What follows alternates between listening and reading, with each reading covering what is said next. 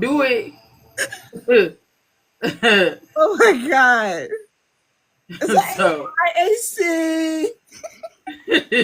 so That's my I just school. want you to know how enthusiastic I was and am to speak with you. Well, that makes me feel good because I love you, okay? And your Well, glasses are adorable. thank you. Well, tell everybody that I that get my wrath. See how adorable I am. You know what I'm saying? So we're gonna get into it, Okay, I'm man. ready. I'm ready. Ma'am, before I even say anything else, I love the Seven Dwarfs. I love your play on Poison Apple. I love me some Malachi Thank you. because you did that. Thank you You so did it. much. Thank you so much. I All really right. appreciate that. And I gotta say, thank you so much for your blurb.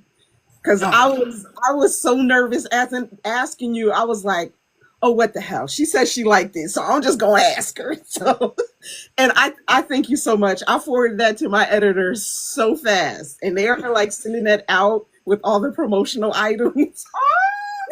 Yeah, so I thank you. I really, really appreciate it. you are so welcome. I thoroughly enjoyed that book. I can't wait for everybody to read it Thank because you.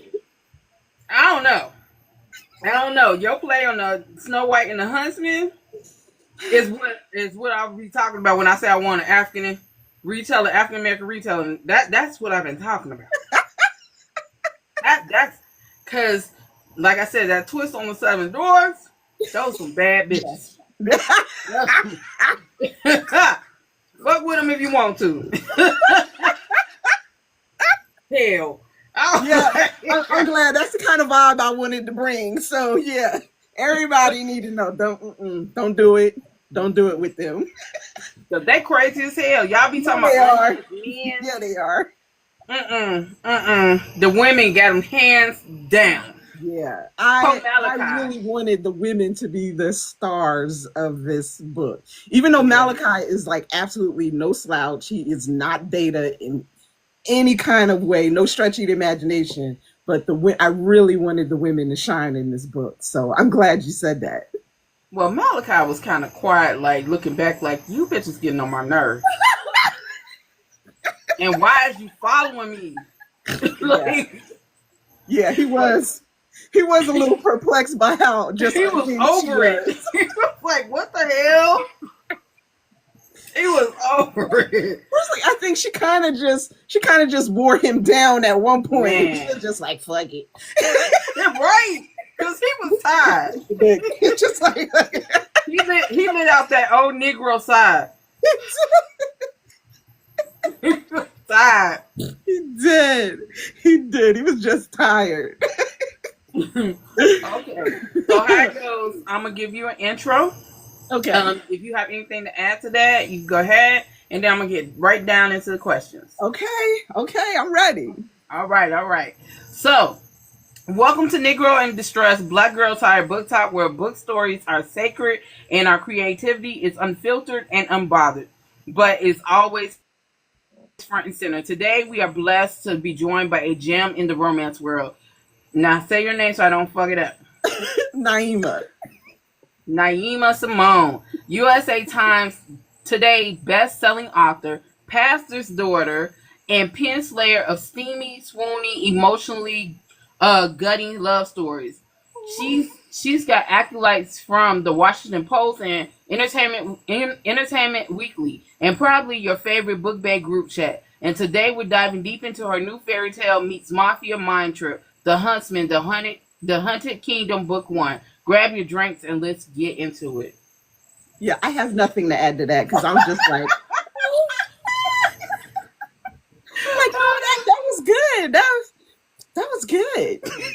Well, thank you. Thank you very much. I do try. I try. So let's start it off. You're the daughter of a pastor, and I your am. love for romance started from your father. So he says, yes. Uh oh. But that's kind of powerful. You know what I'm saying? So How have the deep roots of the spiritual word shaped the way you write passion, devotion, and redemption in your stories? I grew up in a church. I mean, I have no choice because my grandfather is a pastor, my father's a pastor, and now my husband's a minister. I ain't first lady though. Let me go ahead and get that I out was there. just about to say, I'm what not you first lady. mean? I am not first lady material. No, no, no, ma'am. But so, but yeah, growing up in the church, it I was always taught that they're just tenements of Christianity that Mm-hmm. people should live with, even if you're not a Christian. It's just humanity. That's Mm-hmm. compassion. It's love. It's tenderness. It's sacrifice. And those things, including like love covers, it's scripture that says love covers a multitude of sins. And for me, I just take that into my books. Like, of course, my books are not, they're not Christian, they're Yeah. not that genre. They're not, the Christian genre. But the themes are that the ones that I grew up with, Mm-hmm. about how love can heal, love can bring redemption, love can you can sacrifice for the ones that you love.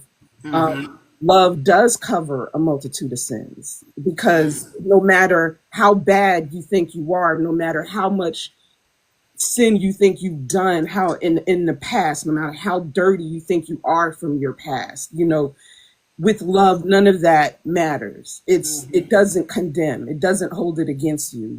It washes you anew. And so that I weave that into my stories. I grew up on that. I still hold to that. I have conversations with my father about it and my husband about it. And so it always finds itself weaved into my stories. Mm. Your first story, now this shit had me cackling. Your first story starred you as the heroine, opposite New Edition lead singer Ralph Tresvant, Right. and a cucumber named Fred. Absolutely. First of all, Y'all. that's funny as hell. First of all, that's funny as hell. It's So true.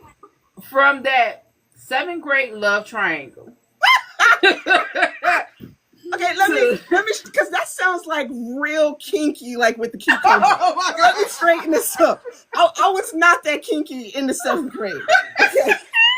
My first official book was about a cucumber named Fred, who I had to actually illustrate. So my talent is really unbound. I'm telling you, I was way ahead of my time. Even though he really looked like a hairy amoeba, and he was going to Oh the my god. library. Okay, so that was my first official book. And my second book that I finished, and my very first romance was me and Ralph Tresvant, where he looked across a gym where him and New Edition were performing at the homecoming dance.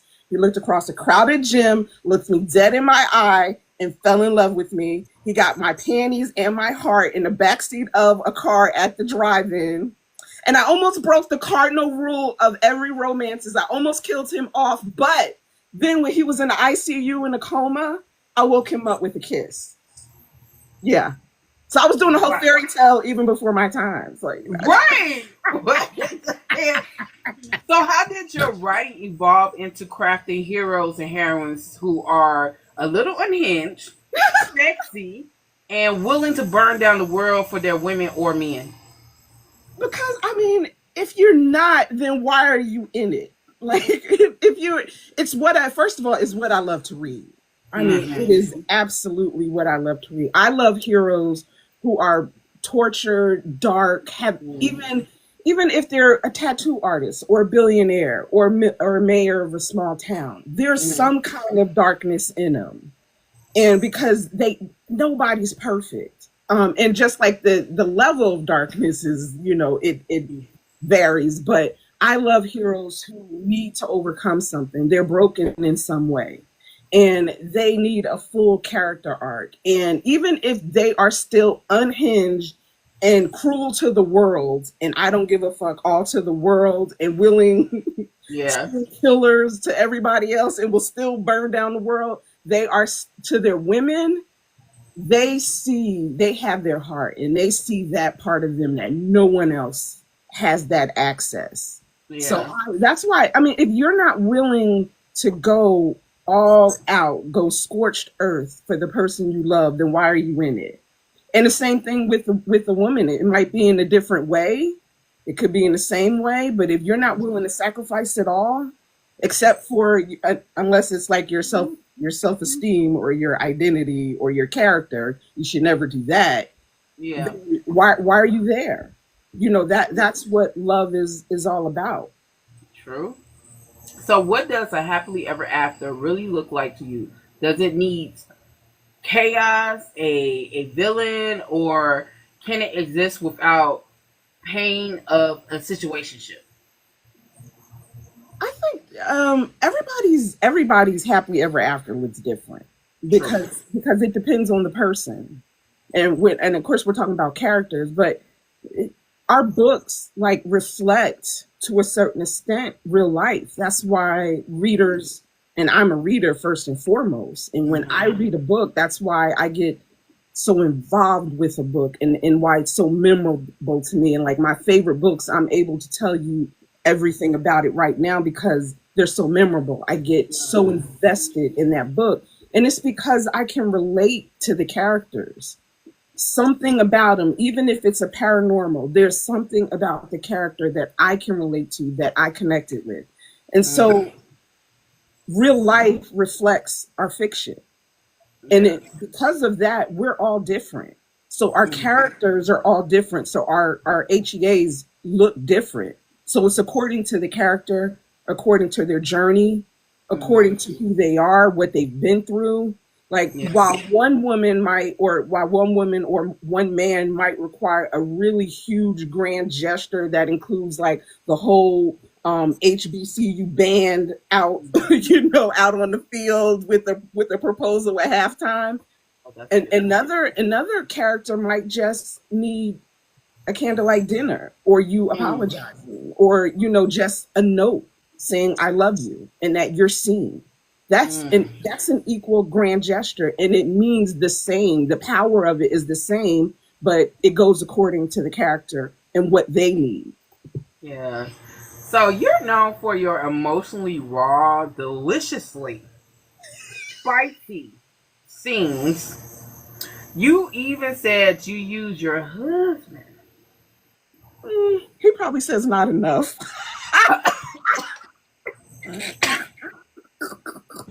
Girl.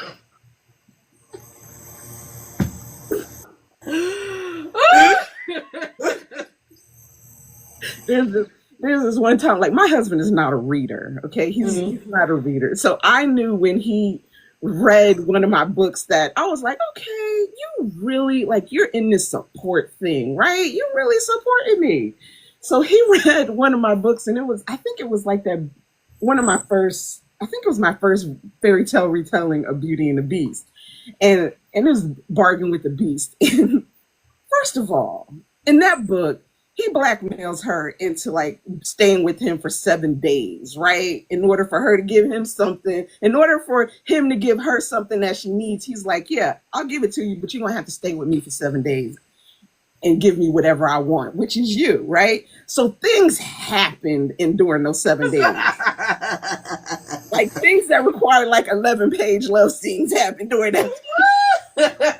So he's reading that, and we're in bed. I'm reading too, and he's sitting up there. He's reading, and he look over at me. He's, you like that? And I'm like, yo, that's fiction, Haas. That is fiction. I'm just slow down. Give me that book.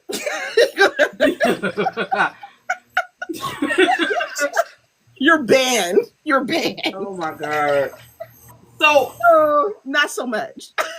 so how do you balance like lust, love, and passion so your scenes don't fall into the same old formula or but feel real and intense and different every time? Because you got a lot of books under your belt, Bill. Yeah, yeah.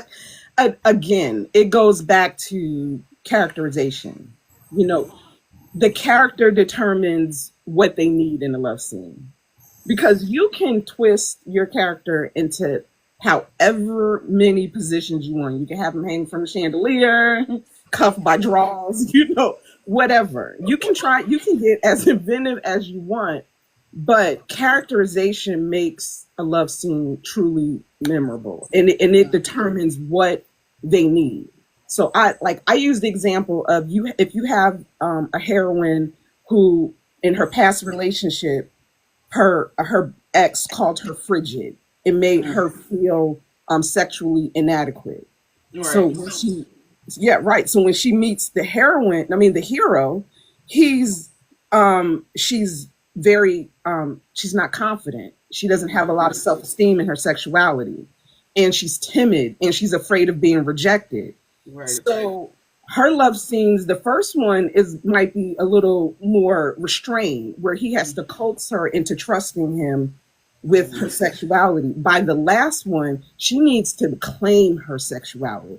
She needs to be bold in it. So as the writer, I need to know exactly what each character needs. Does that character need like hold you hold face to the wall, straight lust, no clothes off, like balls in it? Like, do they need that? Do they need to be choked?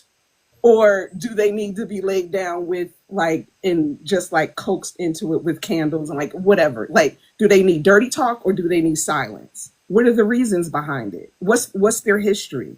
Both from childhood, from socialization, from sexual, like what molded them and who molded them into into who they are, and that determines what they need during a love scene and what that love scene look like. So that might be kink, but that might be, I don't like saying vanilla because I don't write vanilla love scenes, but You definitely do not. no, but that might be missionary as opposed to like like a spanking bench. You know what I mean? So it really depends on the character. Okay. So you write black women who love, break, rebuild, and love again. Hmm. How do you shape their emotional, romantic, and reflective experiences in a way that pushes back against the strong woman, the strong black woman stereotypes and tropes without losing her depth and fire? Mm. I come from I have always been surrounded by strong black women. Mm-hmm. I don't buy into that stereotype of strong black women. Mm-hmm. I saw it makes that reminds me of like this reel, like this video I just saw of what's his name, Noah whatchamacallit, who used to host the Daily Show. Mm-hmm. And he said something really that really just like stuck with me. He said black women are the only persons on the planet who can't afford to fuck around and find out. Facts. Because before anybody in society will find out how bad it gets, we will be the first ones. Facts. So we can't fuck around and find out. So that strong black women myth that is meant as negative is only us doing what it needs, what it requires to not just survive but to thrive. Facts. And so I don't buy into that. That's not negative to me. I was raised by a strong black woman. I've my aunts, my grandmother, my sister, I surround myself by strong, positive, influential, confident women, black and other women, but the ones who really have shaped my life are black women, and those are the women I write. Yeah. Not all of them. I have women in my life who are outspoken. I have women in my life who are quiet. I have women in my life who are like really who you would consider like go-getters, and then the ones who prefer to be in the background and make things happen. Yeah. And they're just like all shapes, sizes, walks of life. But the common theme with all of them is that they make it happen and that they do not bend. Doesn't mean, I mean, they might have had to bend in their life, but they've never been broken. That Never. part. That part. And so that's who I write. I take my inspiration from the women in my life. That part. So, what does your tagline, breathlessly ever after, mean to you? But not just as a tagline, but as a literary mission. It's like I like that was my first one. And like when I first started writing, I just wanted when someone finished my book Mhm. to just, when you watch, like, remember when you first, I don't know, did you love Dirty Dancing? Because I've never met a person who didn't love Dirty Who Dancing. don't like Okay, Dirty all right, Dancing? okay. See, I need Dirty before I Dancing, before I continue with Roadhouse. it. Okay, all right. Come on now. I think I've met one All person that. in my life who did not, and I'm like confounded. But when my goal and when I first started writing, I wanted readers when they finished my book to feel like how I felt the first, like not the first, the fifth, the 50th time when Dirty Dancing went off. Right? Mm, It was your breath was snatched. It mm. was snatched, and you're sitting there just like you just sigh and you want to do it again. You want to like rewind, like back to show, this shows how old I am. You want to rewind the tape Yeah, I already knew and what do you it were talking again. about. And that's how I wanted readers to feel with my book, like just feel, just like have that sigh, that of satisfaction of what the hell did I just read, and oh my god, and then immediately want to flip the book back and do it again, or pick Yeah. up another one of my books and go for the ride again. So that's what I wanted. That sigh from your spirit. It's like Yes, it's not yes, from it your says so head. much. It's like almost your spirit just released a. Exactly. And it says so much. It's like joy. And it's almost like Mhm. you've been holding your breath for like 2 hours, like we're Dirty Dancing, like for 2 hours. And you're going through like this whole thing, like this whole gamut of emotions, right? And I Mm. want people to feel that when they read my book, like go through the whole damn thing. Yeah. Anger, like I want anger, I want joy, I want sadness, I want lust, I want love, I want it all. So then by the time you finish reading, it's like, oh my God, Mm. I need to do this again. I It's a come to Jesus moment. Yeah, it is. That Dirty Dancing was a come to Jesus moment, okay? And it always will be. So we're gonna talk about the Huntsman. I wanted to get the preliminary questions out the way set to set the groundwork to where I'm going with the Huntsman. Um, this book is a mafia meets hold on fairy tale. I'm obsessed with Malachi. That is mine. That is my book, right? Okay, y'all, mind your business. Um, what made you blend the grit of dark romance with the whimsy of a fairy tale retelling? Was this always the plan, or did it start with one character like whispering in your ear and spiraling from there? I'm I will well how it first started was a text at 1 a.m., right? You know Kenya. Kenya Gory Bell. Oh Lord. Like all You say I less. Say less. That's all you had to say. had to say. So I have been like my taste in reading. I don't know what it is, but I have for the last 2 3 years. It's just I just love dark romance. It's just been getting dark. I love dark romance. I love urban fiction romance. I just love gritty romance where it's so raw. The boundaries are pushed. The characters are larger than life, and I mean, they just leap off the pages, and the rules are thrown like out the window. Mm-hmm. And reading that, and I just desperately, like, the contracts that I had at that time, like for the last 2 or 3 years, I've been writing small town romance. I've been, all of, I haven't been writing that. And then I had no room to write it either because I had to finish the contracts I had out, like that I already had.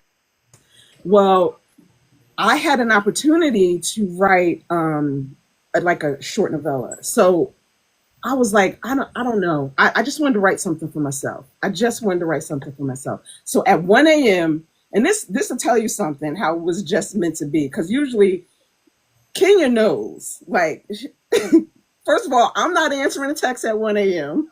I'm not answering no call after 10. But she texts me at like 1 a.m. and she's like, I think you should write a dark mafia romance about Disney princesses. And I read it. I was like, I think I should too. So it was like on from there. It was like that. She planted like the seed, and then we like started talking like a week later. And the way that woman's brain is, we just started brainstorming about it, and that's how Huntsman came into play. I mean, yeah. I mean, That that's would be how it came into Kenya, I play. swear. Yeah, she's that woman's brain is. I wish I could bottle it the way Mm-hmm. that it works, and then I had the opportunity to, and this just totally came out of left field. Bramble had started. Tor had started their Bramble line with Monique Patterson, and my agent contacted me, and she said, would you mind if I reached out to Monique about seeing if she would be interested, in sending out your publicity package to her. I was like, yeah, absolutely. And so Monique was like, yeah, I'm gonna go read, a few of her books and see what I would like from her.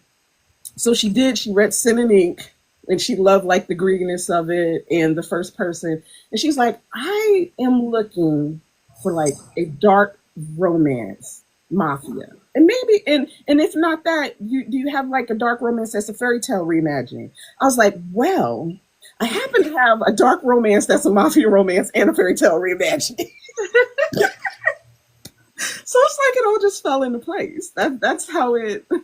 And I think what like drew me to it was, and just like took the shackles off of asking like, can I write this? Should I be writing this?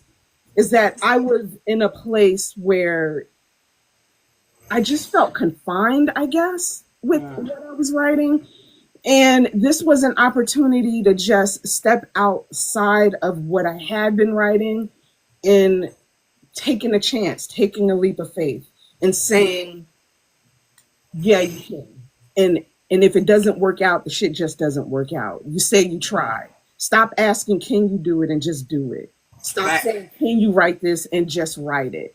And Right. see what shakes. And Huntsman is what came out of it. I grew up on fairy tales. The very first book that I remember learning how to read was a fairy tale book. At 3 years old, my mother would sit me and my sister down on the couch and read to us from the book of fairy tales. That's how we learned to read. And so I have always been fascinated by fairy tales. And then marrying that with the darker worlds of, mafia, and also being able to just make them so hardcore and make them unhinged, and writing more of a grim fairy tale than Disney fairy tale. That shit was a grim fantasy. Yeah, it was a grim fairy tale. It was That not was not Disney. Disney, y'all. That was grim all the way. Yeah.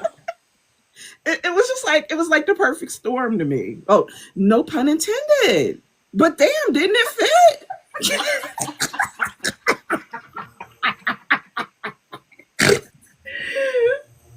So let's talk. I want to talk about some of like the triggers, but not really talk about. I'm gonna kind of work around them and mention some things. Yeah. So let's talk about my the checklist. let's talk about the trauma bonding. Yes. All right, so it's layered in this book. Mhm. but you didn't let trauma become the plot. No. And how do you strike the balance between using trauma as a backstory and still building a healing journey that's rooted in love and not pain and craziness? Yeah, because that's you have to be careful because I didn't want this to be a story about their trauma, and Hmm. both of them have trauma in their childhood. Yeah. If you want to be fair, trauma really kind of molded them in some ways. Him Hmm. more so than her, because she Hmm. was already born into this world, right? She Yeah. was born into the mafia world where she was taught how to kill at an early age. That wasn't part of her trauma at all. That was not her trauma. That's just who she was. Her trauma was losing her mother, and in Mm. such a brutal way. So that shaped who she was as far as like making her like this kind of like instrument of revenge. Like that's Yeah. her focus. And to an extent, that's kind of who she became until Malachi came into her life and kind of turned her focus a little bit. So now she Yeah. has like she has two focuses, him and revenge. And Hmm. him, he was not born into that world. His world was relatively, normal Yeah. until his parents were killed and he was put in the foster system and he saw his sister die. Then that's when he became a killer and he was thrust into a world of like blood and violence and that shaped him into who he was. So it's who they are, Hmm. but they it but it's just who they are. Yeah. It doesn't weigh them down. They Yeah. use, instead of letting it become a burden, they use it to motivate them. They use it to bond in a way, but not let it become all that they are and not Yeah. let it become all that connects them. Yeah. They use it as a way to understand each other, but not let it become who they are as a couple. Mm. You could see it. You could see it throughout the story and how it like built, even in the midst of all the chaos and revenge and all that stuff. You saw them healing each other. Right. They were that for each other. They Yeah. really were. And like as a writer, you have to like be really careful not to write. You don't, because I know I don't want it to be trauma porn. Hmm. So as a writer, I'm careful not to mention it with every time they're on the page. It's Yeah. not mentioned with every chapter. It's mentioned when it needs to be. Exactly. Even when it's mentioned, it's not every time it's not heavy. It might Yeah. be mentioned as a joke. She like sometimes when she mentions it, it's like, or sometimes when she mentions it for him, it's in admiration. Like, Yeah. well, she's a little bit crazy. So she's like, she admires the fact that he's I'm gonna need a you to critic. reassess that a little bit. She a little bit crazy. she, she was turning things every which way but loose. She does. She was so much fun to write. So much fun. Like, Good. yeah. So yeah, like you just have to be careful as a writer. Just be a very, very cognizant of not just beating the reader over the head with that Yeah. thing that molded them. Yeah.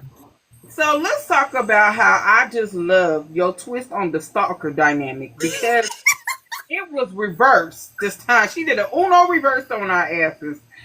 Ash, They that's how you say her reverse. name, Ash. That's how you say your female character name, Ash. Oh, Eshy. Ashy. Yeah. Ashy is the one hunting Malachi, Yes, she y'all. is. Yes, she is. She has Why been. why the flip of this trope and what were you exploring with that narrative choice? Because like when you read like Snow White, when you think of Snow White, it's always she's The damsel in demure. distress who is always in Yes. distress. Yes. And she's like, first of all, when the huntsman first comes after her, he Mm, pretty much saves her by letting her go. And then the dwarf saves her. And then after when the queen comes after her, then the prince saves her. At no point does she save herself. Never. So yeah, and I didn't want to write that story. Like I wanted her to be. I thought it would be very fun. That even though the huntsman is sent after her, just like the story, she is really the one that is the hunter, and Yep. she has been. She has been for a while, and he's the one. Even though he's like the boogeyman of the underworld, and he is so feared, and he is an assassin who has never failed a mission, never missed a kill. Like he's the one that has been hunted all this time for 2 years. Like Yep. she has been stalking him, even though she calls it research. She's been stalking, and he's had no clue. He's had no clue. Like she said, we go together real bad. You mine. Like she's even like he's kind of like a hit it and quit it kind of person. He doesn't once he has sex with a person, he doesn't go back. But what he doesn't know is he couldn't go back anyway because she's been killing his partner. I told y'all. I told you. I told you. She's sitting here trying to minimize this craziness of this woman. That woman crazy, y'all. Y'all be talking about the men being unhinged. She made this woman in the southern door something. Man. I just thought that would be more fun and more empowering. Way more empowering. It is, but it also was a shock factor because you don't see it all. No, and that was that's why I have fun writing it too. That is, and it's a risk. And I understood it's a risk because there's often readers how they will accept a hero being like unhinged and off the wall and dominant. They don't like it in a heroine. No. And I don't get that. But even not way more complaints. Yeah, you get mad complaints. I've seen them. I've seen it in reviews before. When I go to read a book, because when I read a book, I go to the reviews because I want to know what I'm getting into. I'm the kind of person that I don't believe in a spoiler reads like a spoiler. Like just like messes up a book. I don't believe that. I'm the person that before I go to the movies, I go to Wikipedia to see how the book gonna go. I mean, how the movie gonna go. It just like takes down my anxiety. So I go to the reviews and read, right? And a lot of times you just see complaints about how they just talk about the heroines. And I knew that going in, but I'm like, nah, I'm going to write this woman like this, knowing that it might turn some people off. Yeah. And I've seen some of the reviews, like some of the early reviews where they do say that, but the majority of reviews do appreciate her. They do appreciate. So I'm thankful for that. So, but I stand by how I wrote her. It's funny to me because so many people are so digmatized. And they just can't see a good story to save their fucking life. The man could be as unhinged as all holy get up. And I appreciate that. Don't get me wrong. But the minute a woman is the one that is making him feel like clutching his pearls, you know, they be like, I don't like this. Please. Get out of here with that. I know. Like, why not? Equal opportunity. Equal opportunity crazy. That's right. It's like we out here just as damn crazy. It's not we would be busting out windows of cars. Like, come on. Y'all better ask my husband. He married one. A lunatic. So the seven dwarfs are seven badass females. Yeah, they are. The poison apple, a whole human being. Yeah. How did you get so damn creative with this retelling? Like, what does your world building process look like when you rewrite something so familiar into something so fierce? It is like, ooh, I'm telling you, one of the most valuable things a writer can have, an author can have, is a good editor. I'm just saying, is a good editor. Because I went into when I turned in the book, I already had the 7. Already had them. I knew I wanted the dwarves to be some like kick-ass females, like that girl group that every woman deserves, right? So I already had that. But when the editing process was, let me tell you, Bramble has like some of the most fantastic editors. Like I'll just that it was brutal, but I believe like it came out with the best story possible. Like my editor actually, she was like, well, they suggested, like my editor suggested elements to me, and she actually came up with, I had the assassin, but she came up with that name. She also came up with the element of mirror. She came up with that because I didn't have that. Yeah. And it's like when you have a great editor, it's almost like a partnership. They don't write the book for you. They do not. But they're not as close to the project, and they have an objective point of view where they can see some of the holes or some of the elements or some of the conflict issues, story issues that you're missing that can make the story stronger and better. That's what happened with this book. Like I had a magnificent. They did a damn good job. Yeah, absolutely. Damn good job. Yeah. So most mafia romances are patriarchal. Yeah. Yeah. But yours is matriarchal. Yeah. With women in charge. What made you build a world where women rule and men follow? Because this world is fucked up. Beyond. Beyond. Because if women ruled this world, we wouldn't be where we are. Facts. Facts. And I'm playing, but that is kind of why I did it. I did. I wanted to write a mafia because, like, most of the ones that we read are patriarchal, and I wanted to write one where the women were in charge. And women are women. So you have some who are still messy bitches, like her aunt. Like her aunt is terrible. I've been trying to avoid talking about that bitch. The whole book, I was ready to knock. Terrible. Yeah, it was like, woo! We gonna fight. We gonna fight. Like outside, lady. Outside. 3 o'clock. 3 o'clock.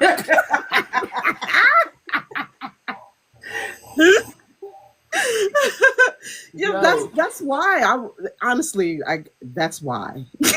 Because I want to know how you came up with this line. This one particular line took me all the way out. I ain't gotta do nothing but say black and die. And Michael Jackson and Jesus showed even those two are optional. What in the hell? What?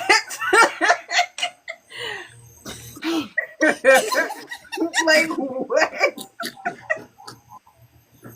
What was that? Okay, first of all, because it used to piss my grandmother off when I used to say that about Michael Jackson. And I'm a pastor's kid. And it is like, it's a saying. Like, it's a saying. Oh, I ain't got to do nothing but stay black and die. Well, that ain't exactly true. That ain't exactly true. And the whole, I usually use my steel toes for my exes. Yes. Like, I was sitting there looking at my damn computer like, wait a minute. What the hell did you say?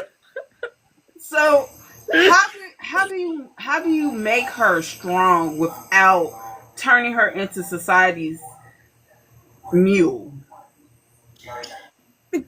Because she's like, when you say mule, like, how do you mean? Carry everything on her back. Because she's not perfect. She's Mm-hmm. not perfect, and she knows the word no. Yeah, do she? Yeah. And I think a lot of us, we don't know the word no. We don't know, like, we know it. We're just not willing to tell people that no is a complete sentence and no. You know, she knows her limits as well. That's why she has that strong group behind her. She has the seven. She can't be everything to everybody. That's why she has a good support team. Mm. Only as, and even at the end, you know, like, look at how her aunt rules, which was by herself. Really, her aunt wanted all the power. She didn't have any advisor. She had Mirror, but he wasn't really an advisor. He was more of like a lackey. But then at the end, you saw what she did as far as the people around her. Even her mother didn't have that. You know, so she understood that a ruler is only as strong as the people around her.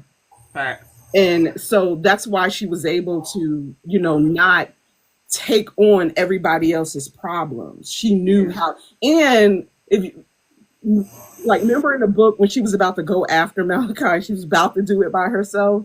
And Yeah. Jabari was like, listen, I know this could cause my death, but let me tell you that you're about to do something really stupid. Real stupid. Yeah, Real like, he checked stupid. her.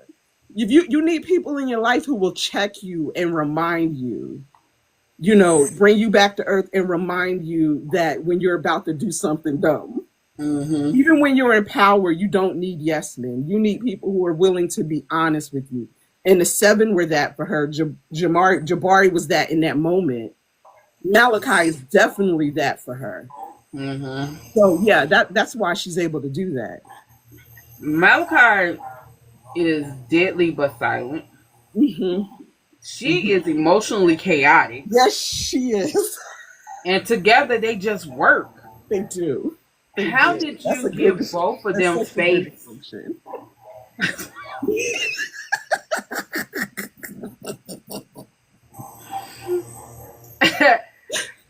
Girl, I can't even answer last time. Oh Lord. Okay. How did you give both of them space to shine without letting one outpower the other? Because they're both, like, even though she is like this really powerful queen in the mix, she's really a queen. She's Mhm. a queen. Powerful figure. He is too. He is too in their world. Equally feared. They're both equally feared, you know. And they're very much equals. They're like very two different personalities, but the two of them are very much equals. And they respect that about each other. You know, even though they are, for more than half the book, he's trying to kill her and then she's fighting back. You know, like they're definitely enemies to lover. Well, he is to her. She's just more of a lover. Like she She was like, you you ever like the Boondocks when he be like, I want you? We can do this the easy way or the hard way. That was them. Right. That It was really them. was. It really That was.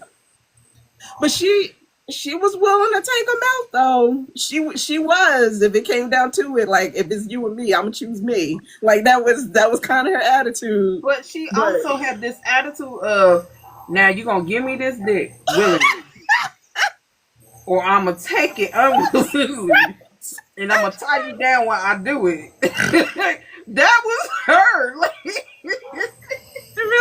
really was. It really was. that was her. It really was. That's why I was sitting there talking about, oh, Paul Malachi. Lord, He really had zero chance against her. He had zero chance against her. She was not letting him walk away from her. It wasn't nobody else could have him. It wasn't gonna happen. And y'all, nobody could have him Nobody. and live to tell the tale. No. Many have died. You just don't know it. That was crazy. Where I say she was insane. She is the epitome of this is my man, and I'm going to stand beside him. And if you touch him,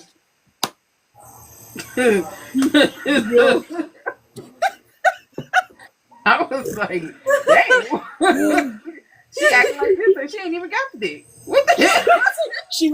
She was crazy when she didn't even have it. She just became crazier after she got it. She facts. Yeah.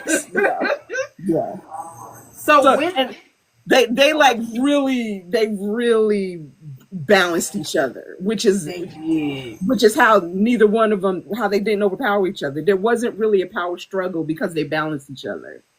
They did. So when does the Huntsman officially drop, and where can folks pre-order? Like, will there be? Now, this is only in my delusional here. Okay. Will there be special exclusive book boxes or other special editions like a hardback? Oh, I don't know yet. I don't know yet. It drops on October 21st.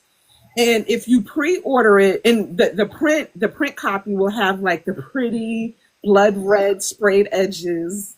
And if you order the print copy through Eagle Eye Bookshop, just go on their website, Eagle Eye Bookshop. You'll get the print book with the sprayed edges. You'll get the vellum insert, like art insert, which is like chapter 2 with him chained to the bed with her sitting on top of him with eating an apple. And I love that scene. You'll get a purse charm from me, and the book will be signed. The book will be signed by me. You'll get a purse charm and bookmarks. So Huntsman bookmarks. So you can pre-order it there, and you'll get all of that. That's the only place you'll be able to get all of that if you pre-order it through Eagle Eye Bookshop. So, but you can also, of course, pre-order it through Amazon, the print book through Amazon, Barnes and Nobles, all the vendors. But and then of course buy it on release date through Amazon. It's going to be in Kindle Unlimited. Well, I'm gonna get the other one that you first mentioned because that's a lot of stuff to come with it. It is, and the art is so pretty. It's by Sarah Bertoli, and she is amazing. She is amazing. Because I'm gonna need that not safe for work somewhere up in here. So, just say it. So I know this one ain't coming out till October, and I know this is crazy for me to ask, but I'm gonna ask any goddamn way. Go. Is book 2 already in the works? Yes. And can you give us just a small hint of who it follows? It is. It's already in the works. It's called Ember, and it is retelling. It's a reimagining of Cinderella.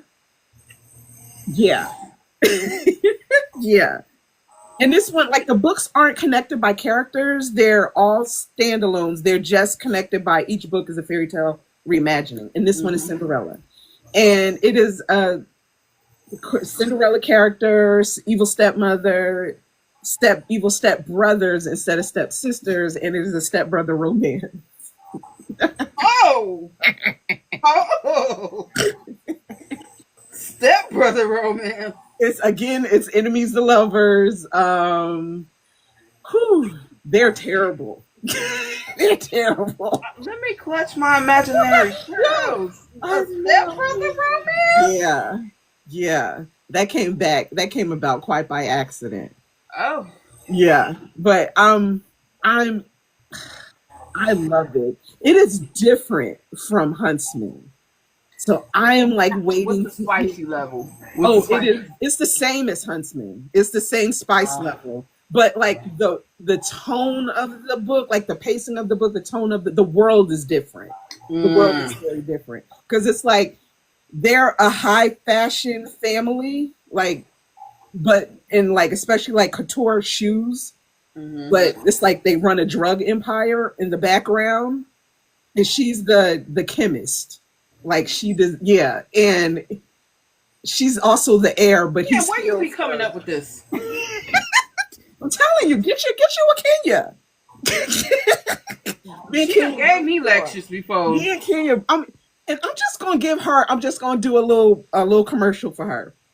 You know, she started her own like little business where she's offering her services like Yep. brainstorming sessions, editing, like you know, all of that. And mentor classes. And she is well worth the money. Okay, well worth it. Well worth it. I'm just She telling you. definitely is. People be She's a sleeping on Kenya gem. She Wright. is priceless. Kenya Wright is the epitome of, if I can do it, it will happen. And if I can't do it, it's still gonna happen. That's right. Amen to that. That she is the epitome of that. She is. Because once She she takes is. you under her wing, She's bruh, amazing. she is on your ass. You gonna do this? She's amazing. She is. I think she's the only author that I can't say the word, but touch grass with. And she sat there, and we were in Chicago, and it was after the book tour. She came on one of our book tours, and then after she had called me, was like, "Hey, come to the Airbnb I'm at."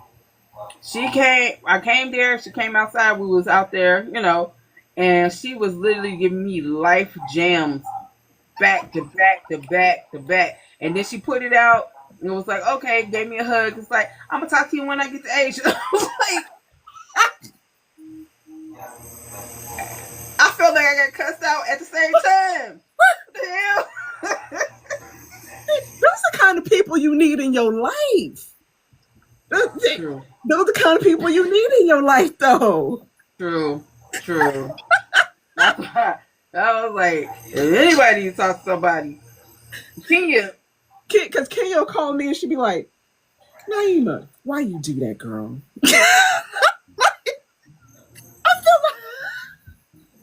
She gonna give it to you with love, but she gonna give it to you. And she's not gonna lie to you, but she gonna give it to you in love, but she gonna give it to you. And you, like, I had a friend I've had for years, and she's always said that to me. You need a friend who's gonna, if nothing else, be honest with you. Yeah. Too many people in your life will tell you what you need to hear.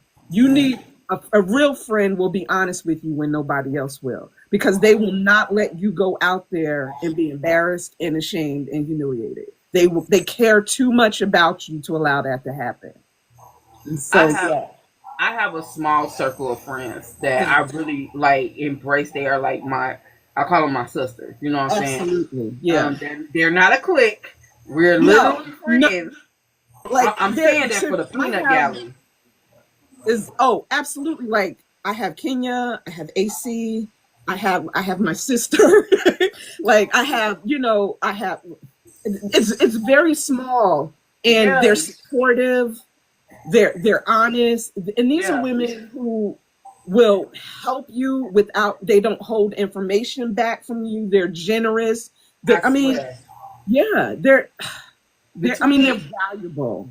And I want to mention her, Nicole, Booked and Busy, and Dahlia. Thank you, because I was like, Dahlia, thank you. That is my Dahlia Rose. Thank you, Kenya. I'm like, we're just talking. Hi, Kenya. I didn't even know she was here, and I was talking about her. Because Dahlia Rose has been my writing partner. Like, we do challenges. Wait, that name sounds familiar. Oh, she's been writing for almost 20 years. She has over 100 books.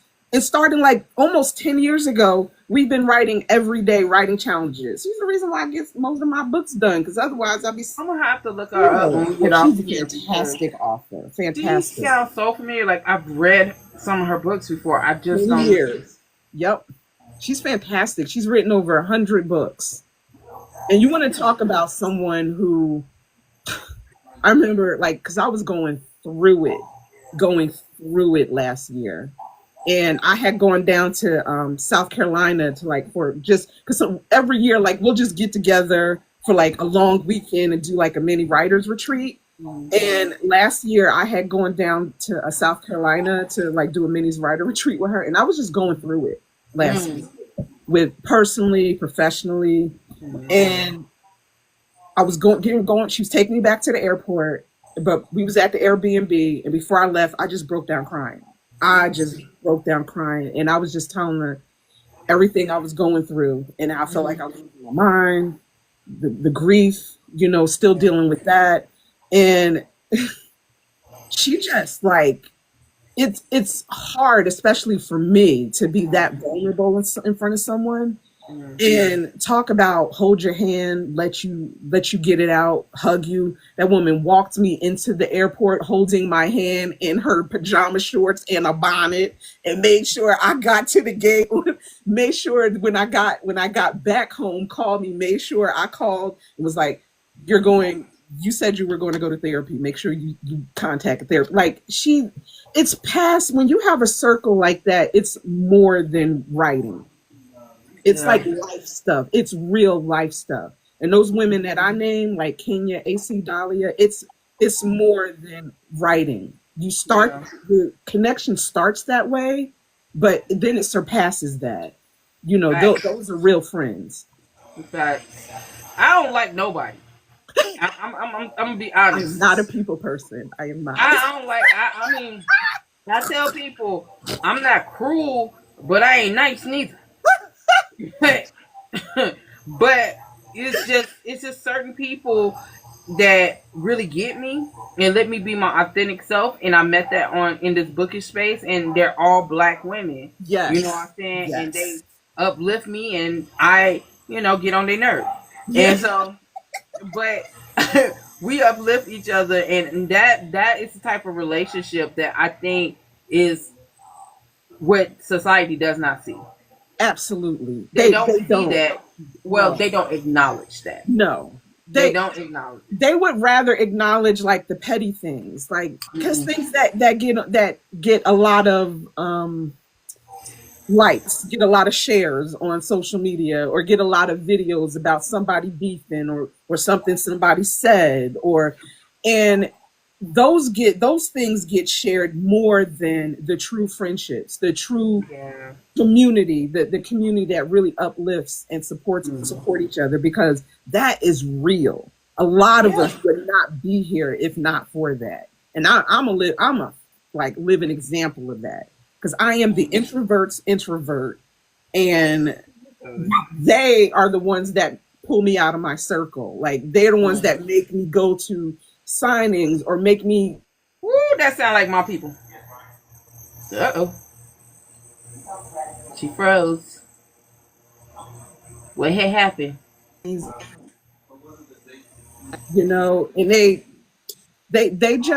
I learned so much from them. I learned so much.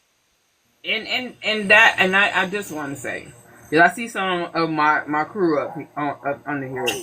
They really push me to do things, because I be like, fuck that shit. I be like, it's like too you many just people.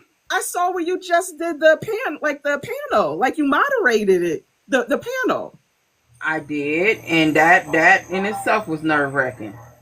But I had people like Nicole, and then I had Phoenix and Coco and Natalie and them there that was literally pushing me. Yeah. They were like, Nikki Clark, they all were like, it's going to be okay. You got this. Just do it like you do it when you're doing your interviews, So even though I was a ball of nerves, I'd never show you my hand. Right. Standing room only. that shocked me too, because all the seats were taken. When I looked up and looked to the back, it was filled. It was a small room, but it was filled to people who were trying to get in to come in. And I was just like, I'm talking about. I don't know why you shocked. Girl, I'm always shocked. But see, this is the most hardworking women in this industry. You uplift so many authors in this industry. You get interviews with people who, I would be afraid to approach. Seriously, like, I'm telling you, I would be like, and you do interviews with them. I've gotten to know authors through your interviews. Gotten to know books through. I've got the recs that I've gotten have been through you. I've discovered books through you. Just look at your link. You're like, well, it's not a LinkedIn, but like when you go through your like column, it's like got a Substack, it's got a podcast, it's got like, You're like one of the hardest working women in this industry. Why would you not have a room that's standing room only? I And don't then look at next year myself you like being that. invited to the big stage? Yeah. Why we But sell this shot? because okay, and I'm gonna say this, I don't look at myself because when I do get awards or anything, guess what? I'm happy for that particular second, and then I'm like, what's the next move? Right. What I gotta I do? get that. I get What that. and then I also, and this is my own issue. There's so many people out here, and I know I shouldn't listen to people, but it gets in your head. There's so many people that'll say, "Oh, she's not humble enough," or "She's fake humble." And Yeah. so if I get too excited, oh, she's bragging. If I Yeah. don't get excited, she don't care about what she just received. Yeah. So it's like you damn if you do, damn if you don't. Right. And so So just be damned. I'm like, just be damned.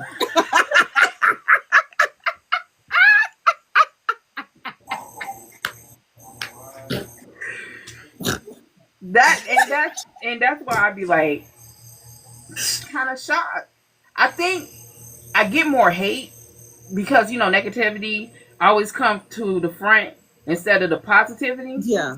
So That's I'm true. Yeah. always hearing the negativity. But I had a talk with an author 3 o'clock this morning, mind you, to about 5 o'clock this morning on the phone discussing why I should not let people get in my head. That's a friend. That's So a friend. And I don't even know the conversation, but I'm co-signing the conversation. because she As my basically grandmother would say, that's the devil. Don't be letting people get in your head. and usually I don't, but it was just That's why they're everything was talking. That is why they're talking, to get in your head. And yeah. always, my father always told me, you have to look at the source. You Mm, always have to look at the source. And what is their motive? What is their intention? What is mm, the intention of the heart? And yeah, you look at, he's always told me, look at the heart, the intention of the heart. What is their motivation? What is their heart saying? yeah, Because if that heart is has malice in it, has jealousy in it, if they've never done anything for you, but will say something about you, then why are you paying attention to it? They don't add nothing to you, they don't take nothing away. So their word doesn't matter. true. I just got to get off. I'm gonna throw this fade at y'all. You know what I'm saying? I gotta stop trying to like meet up What and kind beat of up. fruit are they bearing? So I'm trying to ease back from being rough and stuff with my afro puffs and nuck if you buck if you say the wrong thing to me. I'm trying. I'm getting too old for it, but at the same time, am I? But Do you ever get too old? but I'm trying to do better. But when it comes to authors in this book space, I don't think people understand how genuine I am when I say I go to bat for this community. I've been Passionate. doing this for 3 years, Yep, and passionate. this passion for you guys is more than just saying I know an author or Right. that author mentioned me, because at the end of the day, I keep stressing if I never found Kenya Wright's book, I might not be here today because of my PTSD. I found her books at a time at my lowest point in my life. And from then, it put me through to finding Black Booktalk. And Yeah. from there, I decided I wanted to give back to the authors because y'all gave me peace. If Yeah. you ever dealt with PTSD from the military or just in life, and or if you ever dealt with a mental illness like I deal with on sociopath, my emotions are sometimes I have them, sometimes I don't. If I'm lucky. Yeah. And so I have to mimic things to make people feel comfortable. Could you imagine being around somebody with a stone face all day? Yeah. That will make you uncomfortable. So I have to do a lot of things. So these authors literally saved me from myself and saved my husband and my kids from me. You know what I'm saying? So I feel like I owe you guys so much.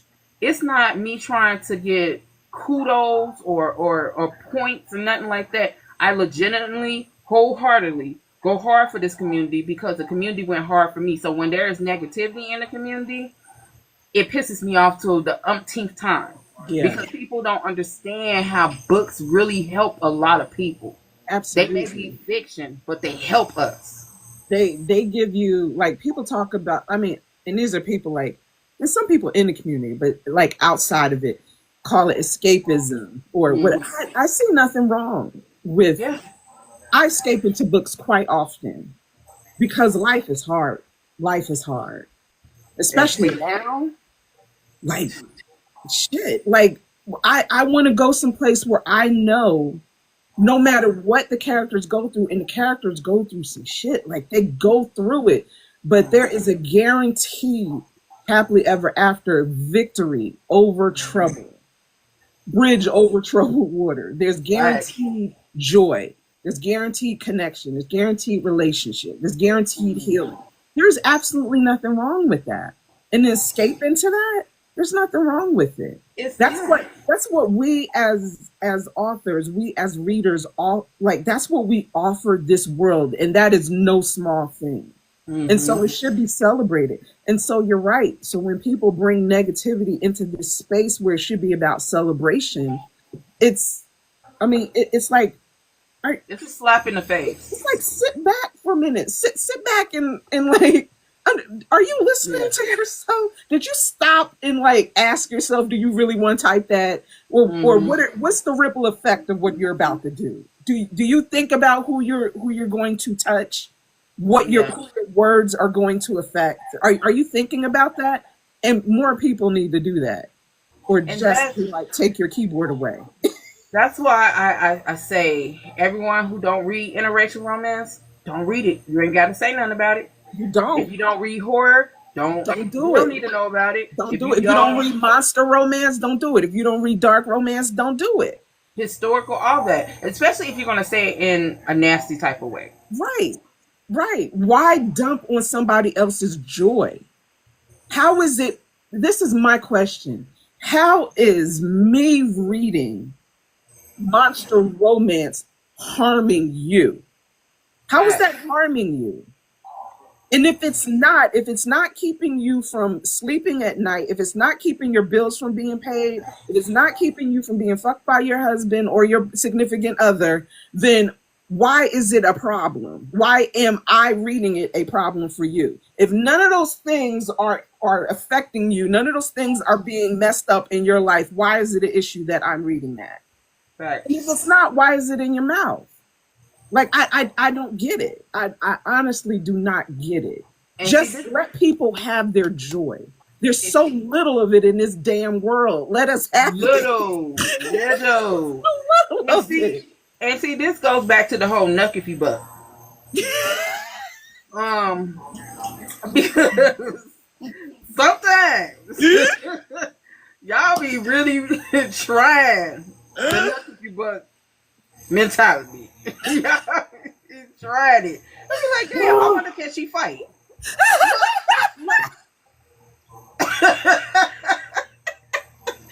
I wonder can a husband fight? Like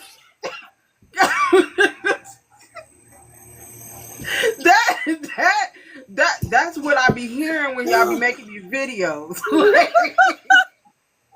All I'm gonna say is, in my circle, I'm the one that believes in peace, right? I got two of them that do not believe in that. Yeah. I got two of them that if you say what you say on the internet, especially about the ones that they love, and if you offend them or the ones that they love, if you get in a public space, they do not care. They will check you there. Let me tell you They know something. who they are. I And know yes, they it's hate when I her. bring this up. I know the ladies hate when I bring this up, but I have I have came to book events waiting. You I have found out what book event you was going to that said what the hell you just said Rolled and up. decided to roll up in basketball shorts and a tank top ready to go in. Okay. I am dead. You know. But I'm trying to do better with my life because I because I am I am that person. I am. But I'm trying to do better. I'm trying to do better with my life. So I ain't gonna be rolling up on you. But don't try to talk to me neither. Cause I feel like you just hit me. That is hilarious. That is hilarious. All right. So what should authors know before choosing a path of being published and indie? It is now. Say this again. What is what? What should authors know Oh, before okay. either choosing a path of indie or traditional publish? You need to know. Like you need to. First of all, you need to sit down and have an honest conversation about yourself, about what you want. Because what do you want out of your career? Mm. Because that will determine whether you go indie or publishing. That will determine whether you want to be a hybrid author. You have to ask yourself what you're willing to not compromise necessarily, but give up a little or willing to do to thrive in this industry or to work in this industry, because an indie author has more control over their career as far as choosing an editor, choosing what their cover looks like, their money. They have, but if your dream has always been to see your books in a bookstore, like Barnes and Nobles or Target, or not Target, fuck Target, but oh, damn, I can't say that. Like, well, yeah, I can say that, but sorry Target, no, not sorry Target, fuck it, but yeah, I don't shop at Target, but god damn.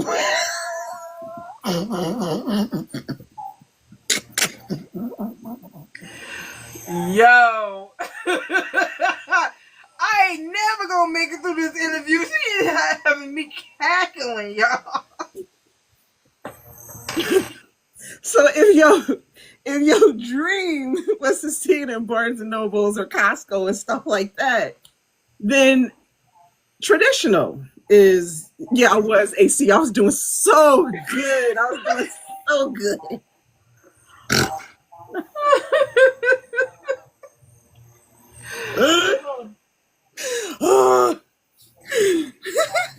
They understand where I'm at. DI, damn it. Like then traditional is your way to go because of the distribution that they have. You an indie author might not have, the way that you don't have the distribution contracts that traditional publishers do. But and also money. What is your money looking like? Yeah. With indie, you have to put up the money up front, but then you get more royalties on the back end. With traditional, you don't have to pay that money up front because the publisher takes care of the editing and the cover art, but you don't have as much control over that. So you have to have an honest conversation about what you want your writing or your author career to look like, what you're willing to do to have it. What do you just need to have that honest conversation. I didn't know what I didn't know when I started. You know what I mean? So I couldn't answer those things. All I know was I wanted to be published. Yeah. That's it. But I learned some things because my first contract was with Allure's Cave. I learned a lot being with Allure's Cave, mainly not so positive. I learned not to put all my eggs in one basket. I learned about, having the power of having the rights to your own books, negotiating. What are you willing to have a boilerplate contract to be with a publisher, knowing that you might be able to negotiate better terms or more money later on? Are you willing to do that? Or are you willing to step away from it and publish your book indie and do all the marketing? Yeah. So what matters? What matters most when finding the right publisher to back your voice and career. You have to do your homework. Mm. You really have to do your homework, and you have to look and see what authors are there, Hmm. because that matters. You have to Yeah. see if you're going to be a good fit. One thing I would suggest is look at the list of authors who are publishing with them, and if you're comfortable enough with reaching out to them to ask about the experience, especially if you're an author of color and they have other authors of color, if you're willing to reach out and ask them about their experience, and if they will be honest with you, do that. Yeah. You need to do your homework. And that goes from the very beginning of submitting to them all the way to reaching out and seeing what does their contract look like. Are they willing to give you the rights to like audio, or are they will they hold international rights or give you international rights? Like all of those things. Some publishers will, some publishers won't. But you need to know that. What are they offering you as far as marketing? What are they willing to do for you as far as marketing? Because there are some, I've been on both sides. There are some publishers that will do nothing but put up your book. Mm. The very minimum. Might arrange a couple of blog posts, or a couple of interviews to be posted on a website somewhere, and that's it. But then on the other hand, there are publishers who will arrange book tours and pay for it, your book tours. There are ones who will arrange for you to go to industry events, arrange for you to be at cons, who will put the money behind you. So Yeah. you have to find all that out on your own. They're not going to. Some of them will tell you, some of them won't. Some of them just want your book. That's And crazy. to be able to say, look, we have Black authors on our roster, but they're not willing to give you everything that they're giving other authors. So it's Yeah. up to you to find out. And that includes, oh my God, this is so important. That includes finding out about their editing process. Do they have editors that are going to edit the hell out of your voice, especially if you're an author of color? Or do they have editors that will let you sound like your book sound like Black people? And so that's also important. You need to do your homework. There are good ones out there, and there are ones that are not, like, the environment is not hospitable to us.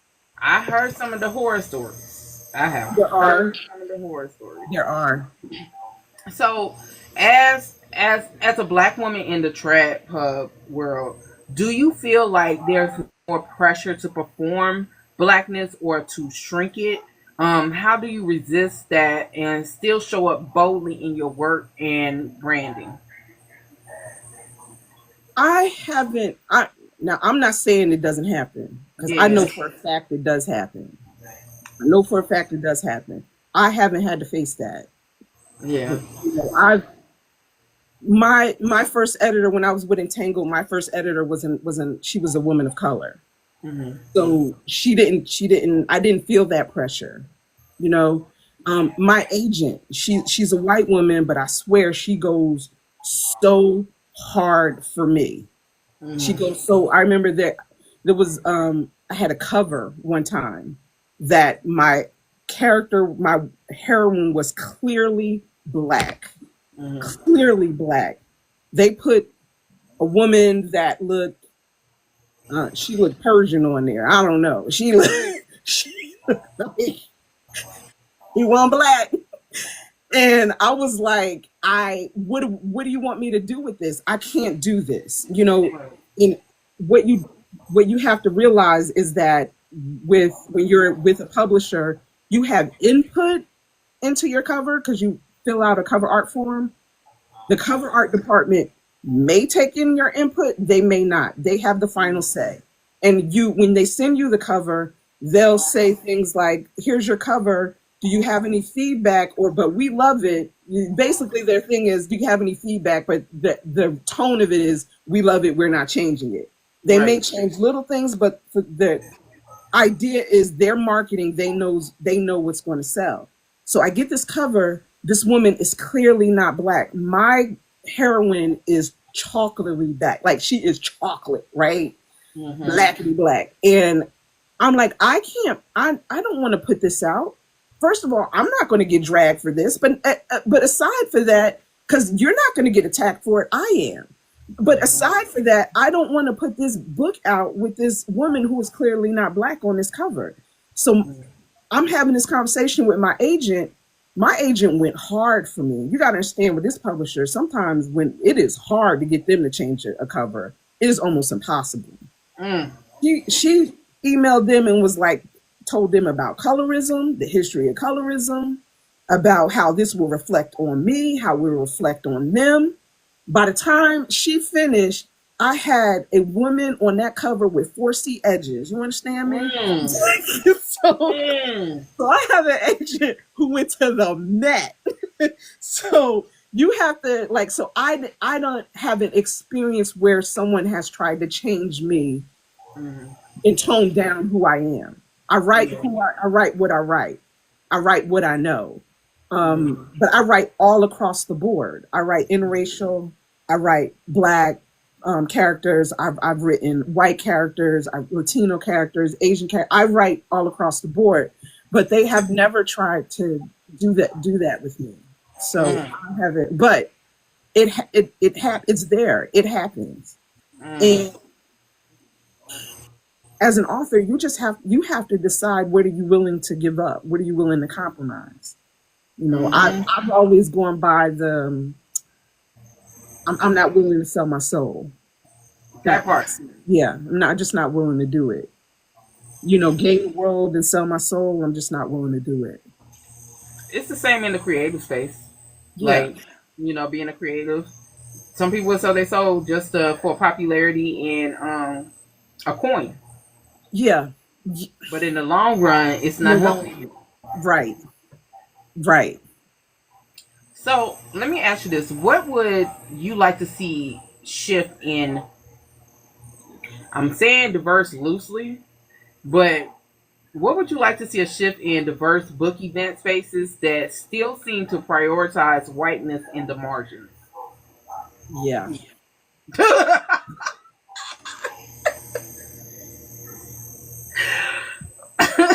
The one thing I have been happy to see in the last, especially like 3 or 4 years, is the rise of more events that are prioritizing BIPOC creators and authors. Like for the last, like AC didn't have hers this year, but for the last 2 years, I've been at like One Love Reunion. That one's been around for like 10 years. And when I went, like, there's just something special about being among Black authors or authors of color where you know that the thing in the room is not there. The elephant in the room is not, that's not one of the things that you have to worry about. There's such a welcoming spirit. And I would love more of that. That needs to be more inclusive at these larger cons where white voices, the white gaze is centered, because we have so much to offer. It's not even we have so much to offer, we have offered so much. We do offer so much. We are here. We have contributed so much to this genre, to this industry, this field. Our stories are so amazing. Our voices are so amazing. That they need to make a concentrated effort of inviting more authors of color. A concentrated effort. I don't want to hear any more of that. Well, we invited y'all and y'all just think, no. I don't want to hear it. I don't think it's true. I don't think it's true, because I have talked to like authors of color who have never been invited to some of these larger ones, because they prioritize those authors of colors who have larger names. Yet, and not knocking anybody, because I swear to God, I'm not knocking anybody, because I am not where I want to be. I'm not where I was, but I'm also not where I want to be. So I'm not knocking anybody's place in their career. But I have gone to a lot of these larger cons, and there are authors there who have been in it 1 year, Mm. and are being invited. And yet you have Black authors, Asian authors, Latina authors, like you have all those authors of color out there who have been in it for 10 and 15 years and can't get an invite. Facts. Make it make sense. You Facts. need to make a concentrated effort and go out and find them. If you don't know of them, ask people who do know of them, and don't ask people who look like you. Ask people who are in those communities for the names. Step outside of the genres that you think are accepted and go into urban fiction and invite those authors to come. Go into Black romance, ask those authors to come, and then you will bring more of those readers to your events. We will spend the money to come. So Mm-hmm. that's what they need to do. I So think but I was about to say. I don't know if it's going to happen. I don't know if it's going to happen. I think they. Oh my god, I'm finding it, y'all. I'm really trying because Nicole already got a earful of me cussing out the people about the book ticket shit. So let me. I'm really trying. I have an opinion on that. But AC oh, said I was doing so good and already we messed finna up with Target. So I gotta. we gonna get into that. That's part of the next question. I think these big book cons, they invite Black and POC people who only read their books.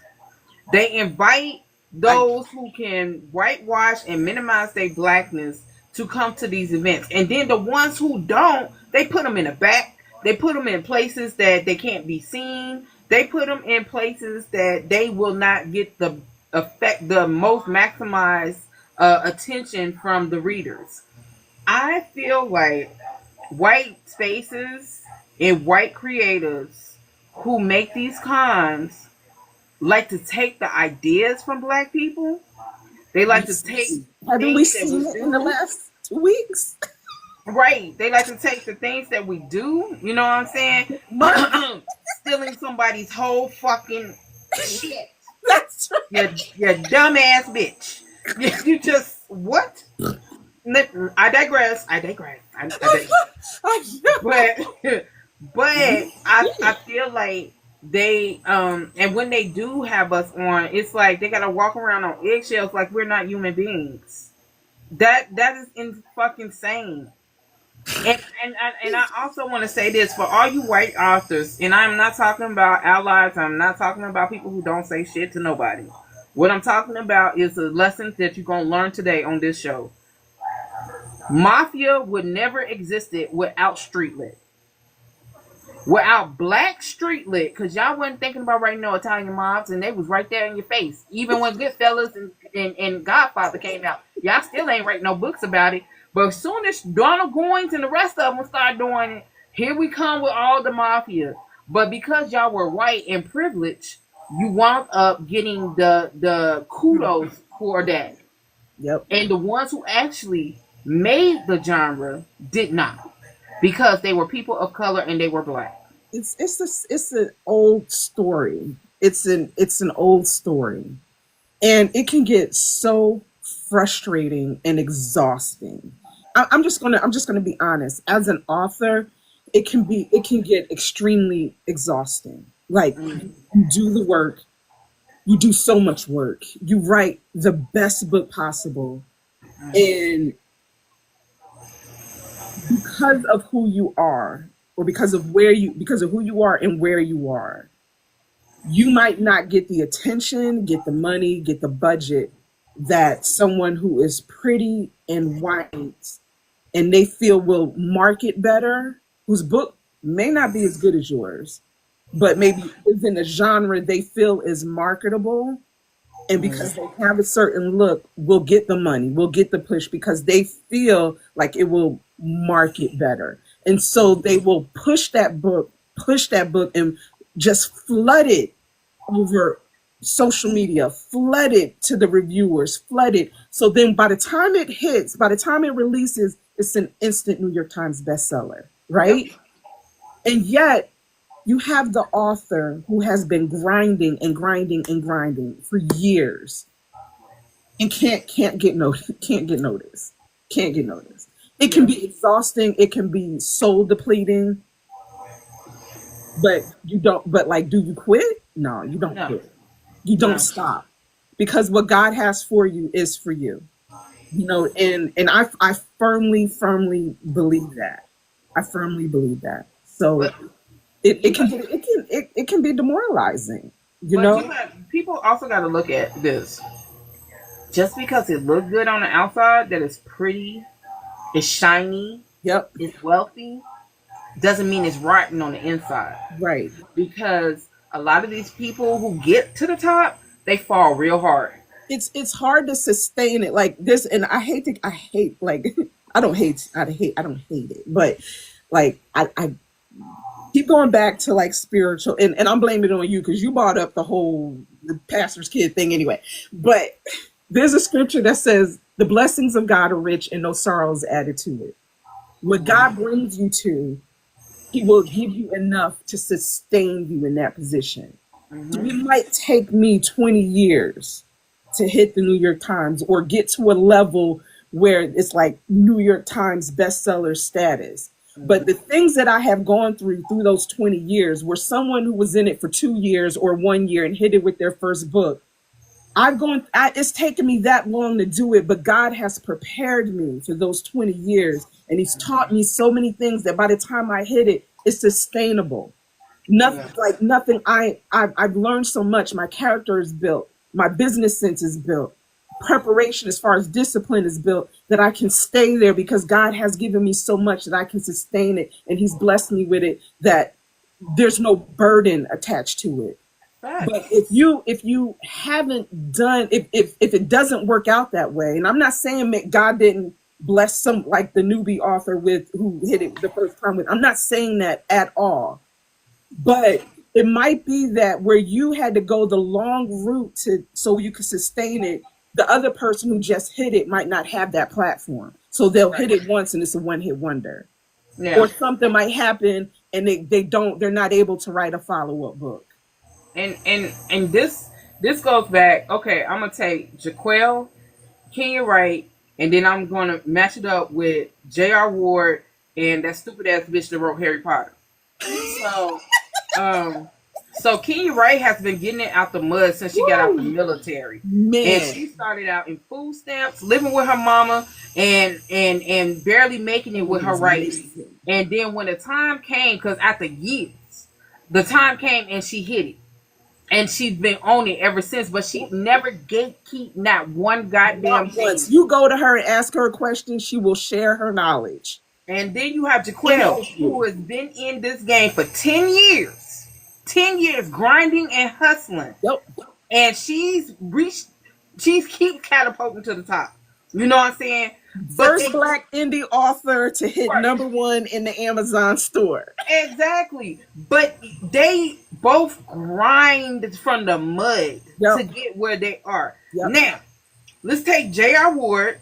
She grinded from the mud Mm-hmm. to get where she is now. Even that passion flicks shit. We ain't even gonna talk about it because I actually No. like them books and I can't watch it. I can't watch it. Don't do it to Number one, I yourself. can't watch passion flicks because of political reasons. But number two, even if it was, I can't watch it because of the casting and it would ruin my whole thing. It really is. It would really ruin. It really is. And now let's talk about J.K. Rowling. J.K. Rowling is just everything we all The don't trash want to be. human being is who she Just is. everything. Yeah. She got her money. Then all of a sudden, a switch was flipped, and she is an entitled, arrogant. Was it switch flipped, or did she just feel like she got to a certain place where she could just reveal who she'd been all along? Oh, you're right. I take that back. You're right. Yeah. She was always a Karen. Yep. It just came out more because she had money to back her A up. Karen and a Cancer. Yeah. Yeah. So Yeah.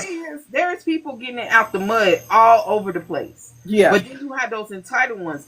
J.K. Rowling is falling slowly but surely. Like a motherfucker. Yeah. I mean, at this point, Harry Potter is a machine all to itself. But what have you done since? What have you done since? And She I'm sold her rights to convinced. that whole franchise like I'm, a I'm dummy. I'm like, I'm convinced if you wrote something now, I don't know if it would hit like that. Same Because with Twilight. exactly, because you Same have with Twilight. exposed yourself. You have exposed yourself. I'm not giving my money to that. There are millions of people who are not giving their money to that. They're So not. so I mean, it literally is that there are people who get it out the mud, and then if you see somebody who has this immediate success, sometimes it's not success. Actually, it's a curse.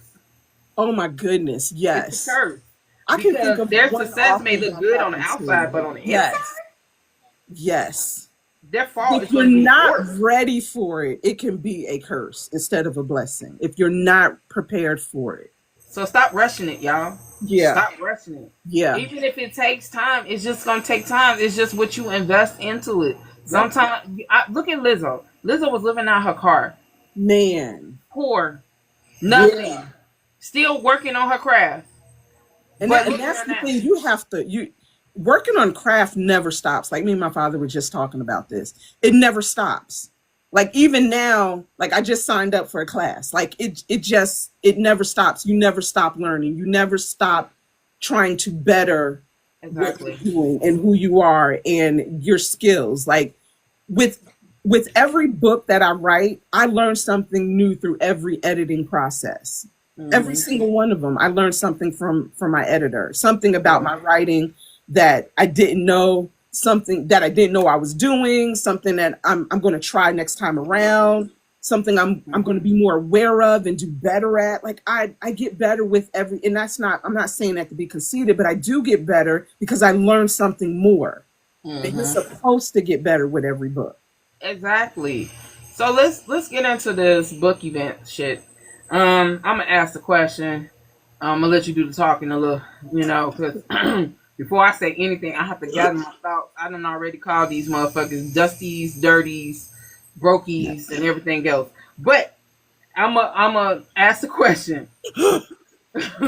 Why is it crucial for Black-centered book events to thrive in this literary landscape, and how can we make sure they keep evolving? I mean, we have spent what an hour like talking about why it's important. Like everything that we have talked about up till now is why it's important that these events that are Black centered survive and thrive. Yeah. Because no one is going to uplift us, is going to center us, is going to um, emphasize our craft, is going to put a spotlight on our authors, our stories, our Mm-hmm. voices like us. Facts. No Facts. one is going to do it except because we are the ones who care more about our stories than anyone else. Mm-hmm. So that's why it's important. And also it's not even it's not so much about story about the books. It's about like what I was saying about One Love Reunion. It's about the community. It's about Mm-hmm. the culture there. It's about um, fellowship. It's about Mm-hmm. learning from one another because it can be extremely imagine and I don't have to imagine because I've been there walking Mm-hmm. into a predominantly white con and you're one of five in the room Mm. and the five are scattered throughout the room. Yeah. It's lonely. It's real lonely. And then when you find the other three or four or five, and when you find each other, it's like, oh my God, okay, I don't feel so alone. Like the first time I went to Rare, like in Rare's, I had fun at Rare. Like it's a good event. But the first time I went to Rare, it was in Australia in Melbourne, and I went to that mixer like the first night. First of all, it's Australia. Okay, it's Australia, so that tell you right there. And I was, I looked around the room because I didn't see any of us at first, right? And so it's just me and my husband, and I'm like, it's uncomfortable. Yeah. It feels very lonely, even though Yeah. you're in a room with other readers and other authors. There's just something about seeing, a sister. Like it's just something about Yeah. seeing. So Yeah. after I was there for about an hour, I saw I saw Theodore Taylor, I saw BB Oh, Reed, she my and fave. I was like, oh my God. And it was like, and I saw another black author. We just congregated. It was just like, oh, and I saw Nana Malone. It was like we just congregated. Hmm. And then it was like the weight was off. It was like joy. It was seriously black girl joy right there in Hmm. that circle. And I'm like, I found my people. Because Yeah. it's something about being among us that others don't get. Now imagine that with like 300 or 400 of us. And we're Mm. talking about our books. Mm. And we're talking and it's a room full of us, all of us writing. And no matter what we write, but it's an experience. There's an experience that black authors only know as black authors. I don't care what you write. Hmm. This is an experience that only us know and can identify with. So it's a sense of community. It's not just about books. It's like a huge ass cookout. You know what I mean? That it's culture. So yeah, that's why it's important. It's very important. And then it also shows this industry and publishers and other and booksellers Mm. that if we put on an event, we will come and support it. That we will put our money to it and we will come and we will support it and we will make it huge. It shows them that we read, that we will back our authors and support them with not just our money, but our support and our creativity with our platforms. Mm. So it shows them that we have power and we have voice in this industry. So it's not just about us, but it's about showing a show of force and a show of power and numbers to the industry at large.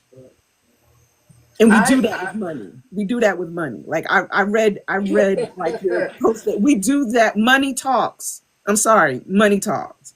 And I what gets me is that we will go to these bigger ones and spend 500, 450, $500 for a ticket and won't blink at it, won't think twice. And spending that's just for the 500 on a ticket. Prada bag.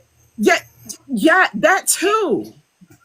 That too. But you'll go to these predominantly white events, but you'll pay $450 just for the ticket. That's not even for the hotel, for the And no 4 days that you're food. going in the food that you're going to be there. But you're going to complain about a black sponsored event that is about us, for us, by us. Make it make sense. It's not free. These people don't make money from it. They're lucky if they At break all. even. They're putting this on for you, but you can't expect for them to invest in you if you don't invest in them. Money talks. Put your money where your mouth is. That is a phrase for a reason. We have to support each other, not just with mouths, not just with your hand out by what you're gonna give me. You also have to give back. You have to give back, and you give back in money. It's not a lot when you think about it. It's not a lot. It's not nearly enough what you would pay for these other ones. Not nearly. You know, okay, my turn. I said mine with a lot less cursing, but go ahead. You already know.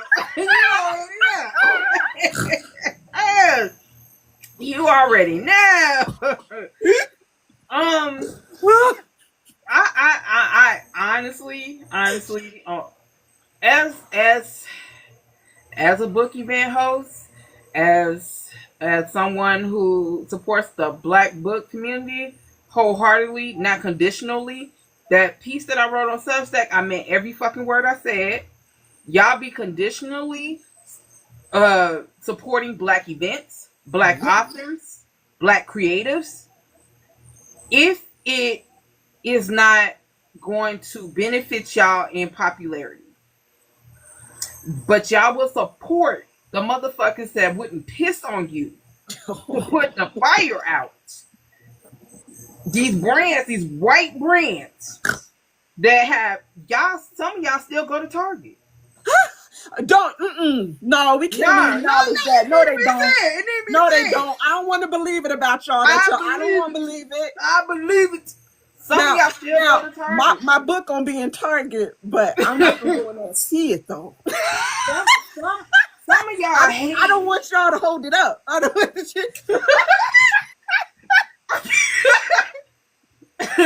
some of y'all. Don't say it. Don't say that. Don't say that. I don't want to believe it. Okay, I'll take that back, but I still believe it. That hurt my heart. That hurt my heart.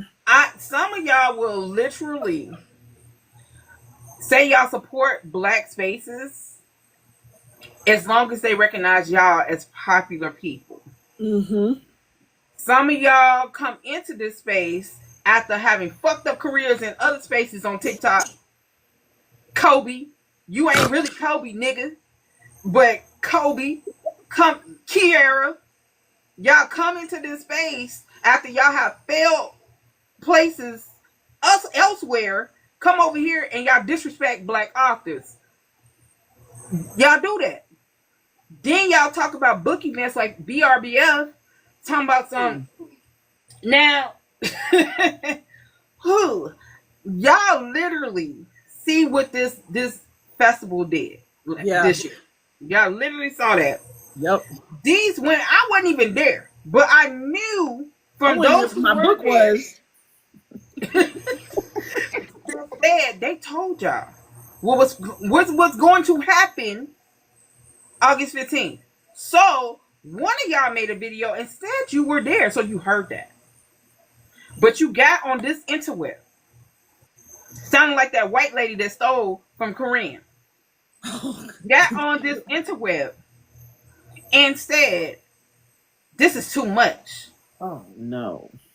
Shit, if you ask me, the price of those tickets is less than what I thought. I'm just because saying. with all you getting, saying they ain't as much as some of them out here. I know what events I'm talking about, and y'all do too. $500 and exactly. And that's general admission. $500. That's not add-ons. That's just the ticket. Now, if I know the hotel is expensive, yes, I know that. But guess what? I stay at the hotel if you don't want to. Airbnb with my friends. And you Airbnb. It's Atlanta. It's Atlanta. Do you know how many Airbnbs are in Atlanta? Or share the price with a friend. Exactly. There is 2 bids, a pull out. We used to do that. Like, I mean, romance readers would be famous for that, for doing like shacking up in the hotel room. 3 or 4 people in the hotel room. But you barely gonna be in that room. You barely in there. You in there just to sleep. So, girl. And then I saw a lot of y'all. See, I think y'all don't think people read comments, but I like reading comments because I want to see who said what. And a lot of y'all be on a lot of our lives. And I'm not talking about my live. I'm just talking about in general. I've seen y'all on a lot of other people's lives. And y'all sitting in there talking about, yeah, because this is too much. I got bills. Baby, I got bills too. I got kids, bills, everything.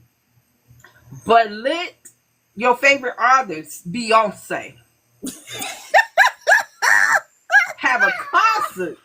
Paying the $700 for that ticket. Right. Just to sit in the nosebleed seats. Girl. And here it is. And that's just for 2 hours. Now you paying less than half that for 3 days. Right. So you're literally there for community empowerment, for establishing friendships that you made over the internet and seeing each other for the first time and going and kicking it. Yes, buying books is a thing there too, but the community at large. It's like being in Africa because Africa is black. Yeah. You know? So you're in the space where it ain't nothing but niggas. But us. So And people who are there, like there's something about being in a room full of readers. Like it's just something about being in a room full of people who love the same things that you do, who feel like the characters in the book are real and you love them just the same as much as they do, and you're talking about them like they real people. You don't know that person you just met that person 5 minutes ago when you started talking about them, but now you're going home with a new best friend. exactly. Like, you can meet. I know people who have met best friends, people who have stayed friends with people for 20 years and they met at a conference. And see, that's the thing. Now, don't get me wrong. It's some of you bitches I don't like. But y'all already know I don't like y'all, so y'all know not to come around me. But I still, in the same sense. But just to see all of that. And it's men that are reading as well. Yes. Yes. And I just want everybody to think this. Take this all in. How long has it been since we got the right to read? It hasn't been that long. And it's Ruby Bridges is still alive. I'm saying people take it. Just think about it. They take it for granted. The NAACP hadn't been that long established. History is not as old as you think it is. You're taking it for granted. And the world we living in today, you better be careful because history might come around sooner than you think. Girl, ring around the rosy. That's shit. Oh, fuck. We got to enjoy. And we have to build community because it's needed. Every community that Black people has ever had, they have destroyed. My sister and I were just talking about that. Lake Lanier, Rosewood, Black Wall Street, Tulsa, New York, Grant Park. You were just talking about that. I mean, not Grant Park, but Central Park. We have to protect these spaces. We have to protect them. Yes. And I'm sorry, nothing is. It's just like inconceivable and just ridiculous to think that you're going to have it without money. Everything in life requires money. If you can't go, don't go. Yeah. But you do not need to make a fucking video and bash it. Nor do your little peanut gallery in your comments need to be even acknowledging it. Because what? Somebody said, this isn't an airport. You don't need to announce that you're leaving. No. I know more about departure. You know what? I know more about their pockets than they do. We don't need to know that. I didn't even want to know that. It's in house. My mother always you could have left all of us out the group chat. Your business, your financial business. You don't need to know it. You could have left us all out the group chat. We just need to know the fuck wrong with y'all, man. I just want to say, as Black people, I want y'all to understand this. When we do negative shit, it will outweigh the positive shit so much so it will travel so fast. It may be a viral moment, but it's negative. And I think you underestimate like the impact of it. It doesn't stay here, like in the circle.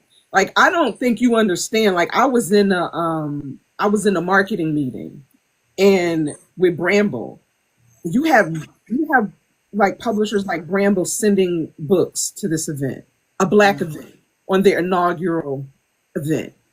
You have publishers supporting, wanting to get their books in front of readers, us, right?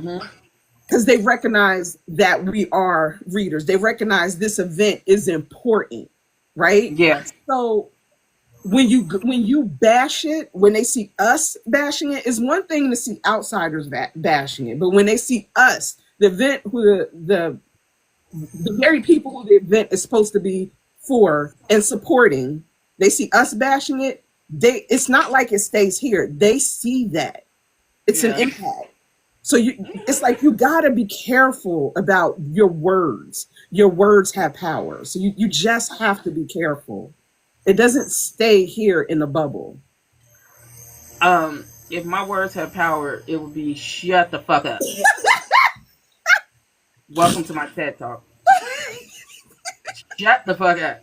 Though, because that's how I was literally feeling. Because somebody had sent me the videos, and I was just like, then I started seeing it on Threads, and I was like, I said, it doesn't. It's like we have to be so careful. We have to protect our own. We have to value. We have to protect it. If we don't protect it, who will? You understand how much joy other people take in seeing us tear each other down? And that's why they got a white community now. Oh my God. Do you understand that? People sit back and take joy in that and say, see what I tell you. They don't even have to do, like, they see us doing it. No, we got to be better than that. We got to. So let me ask you this. Contemporary and dark romance by Black authors still get unfair scrutiny. What needs to shift in how we critique and uplift these genres when written from our own POV? I'm gonna do you better. I'm gonna do you one better. It isn't just contemporary and dark romance. It's books by Black authors get unfair scrutiny. When it's unfair, but often when readers who are, it's not often us, but it can be us as well, because I've seen it can be us as well. But it's almost a presumption is that the editing will be bad, the story will not be as well constructed, the plotting will not be as strong, the voice will not be as strong, just the value of it will not be as good as of authors of other races, like of a white author. So the presumption is already that it won't be as good just because of who wrote it. So it doesn't even matter the genre. It's if a book is by a Black author. Yeah. So we're already going in having to prove that we're not just as good. We have to be better. We have to be twice as good just to be here. You know what I mean? Yeah. Just to be here, we have to be twice as good. They can come in average and still sit at the table. We got to be wonderful just to sit at the table. How is that fair? But it is what it is.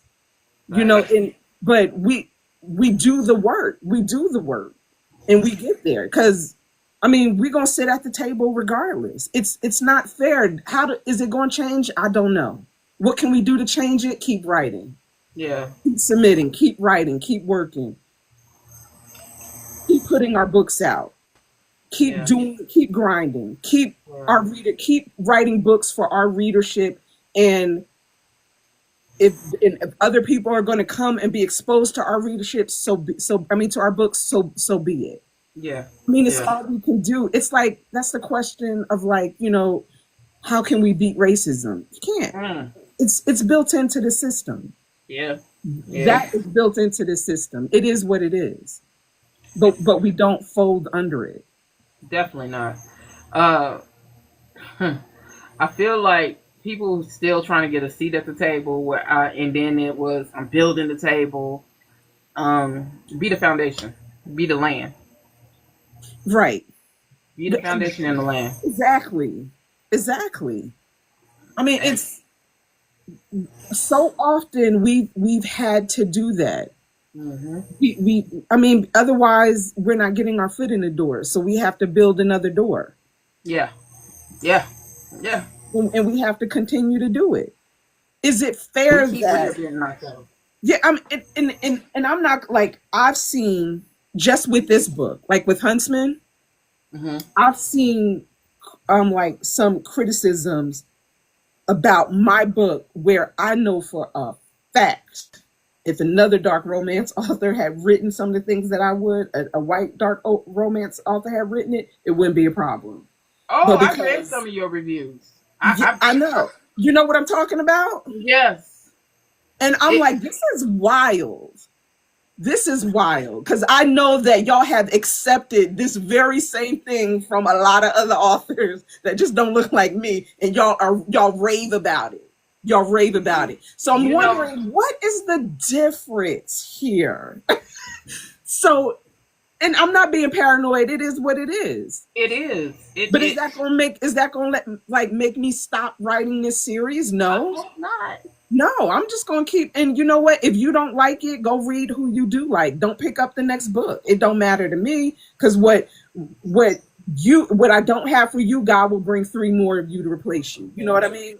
Don't read it.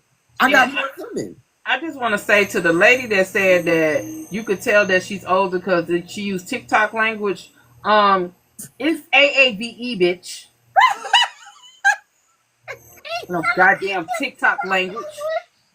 It is motherfucking AAVE. TikTok language. Fuck out of here. I just And that's the shit I be talking about. I know. I know. That shit annoys the fuck out of me. Some of it is straight right out. Like some of it, like some of y'all don't even try to hide it. And honestly, I appreciate, like I respect, not appreciate, I don't appreciate racism, but I almost respect that more than the other ones who just say it's just who you lie about what you don't like, but I know you do. You just don't want it from me. Just be honest about the shit. You know what I mean? But so it is what it is. If it wasn't me and these black hands typing it, then it would be okay. But is it going to stop me from doing what I do? No. Just like I said, you just going to have to build your own table. So let's talk about DEI. With DEI programs under attack and banning books rising, your black matriarchal mafia fantasy is a whole revolution. And and how do you see your work pushing the narrative forward instead of playing it safe? I mean, well, thank you for that, because you make me feel like I just did something for the revolution. You like, did not be televised. Okay, before you answer, I just want to say this: you wrote a book, a mafia book, that is black women led. That men are following the women and more terrified of their asses than a little bit. And that the women have friendships that are badass females, but are honest and truthful with each other. Yep. And you made the heroine, shit, she might as well be the motherfucking hero in this motherfucker. But you made her equally yoked with the male counterpart, and that she did not need him, nor did she want, to prove to him that I'm a lady. No, I'm just a girl. She was like, now get your ass over here and give me this dick. You know what I'm saying? And she was like, give it up, daddy. Give me that shit. But you also put a part where sometimes you have to understand the ox be your family. Yeah, absolutely. Absolutely. That's my husband talking about me. Say that again. But a lot of time, the ox be your family. And you put it in the book. You gave lessons. You gave us fiction and fantasy. But you also gave female empowerment as a black woman in fiction. Just through a retelling. Because every Disney princess, except for 2 or 3, are white. Yeah. As snow. Yeah. You know what I'm saying? And they never look like us. They never act like us. And they don't come off as, I can handle my own, but at the same time, I can love hard. Yeah, absolutely. So I love that. I loved it. Thank you so much. I hope this is. I'm gonna need to go back and listen to this and just record it so I can hold on. It'll be on YouTube. I just haven't been. I had to make my whole new YouTube intro, but yeah, it'll be on YouTube. Well, shoot, I think you just answered the question. I can't even get better than that. Shoot. I just wanted you to know. I'm going to take that answer. Yeah, that's what I did. That's exactly what I did that. Damn. I'm bad. But if you could pull emotion from a reader like that, you did your job. And man, I appreciate that. You did. I don't care what nobody else think, but I loved it. Thank you. I truly, because it was empowering, especially for some black females that are not the typical girly girls. Yeah. You know what I'm saying? You Right. wrote a book for us. I'm not the typical. I'm not the one to be like, I'm just a girl. No, I'll be like, I'm that nigga. What up? What you do? You know what I mean? That's me. You know what I'm saying? She was nucky if you book. That's me. She was. And then she had her friends who were badass females, but also knew how to pull her back when she was over the edge. Yep. That is the friend group I have. Absolutely. So you wrote the book for those of us who society already be like, not only are you black, you're a woman, but you fucking act like a nigga. You know what I'm saying? So, we need love too. Ain't that right, babe? Thank you.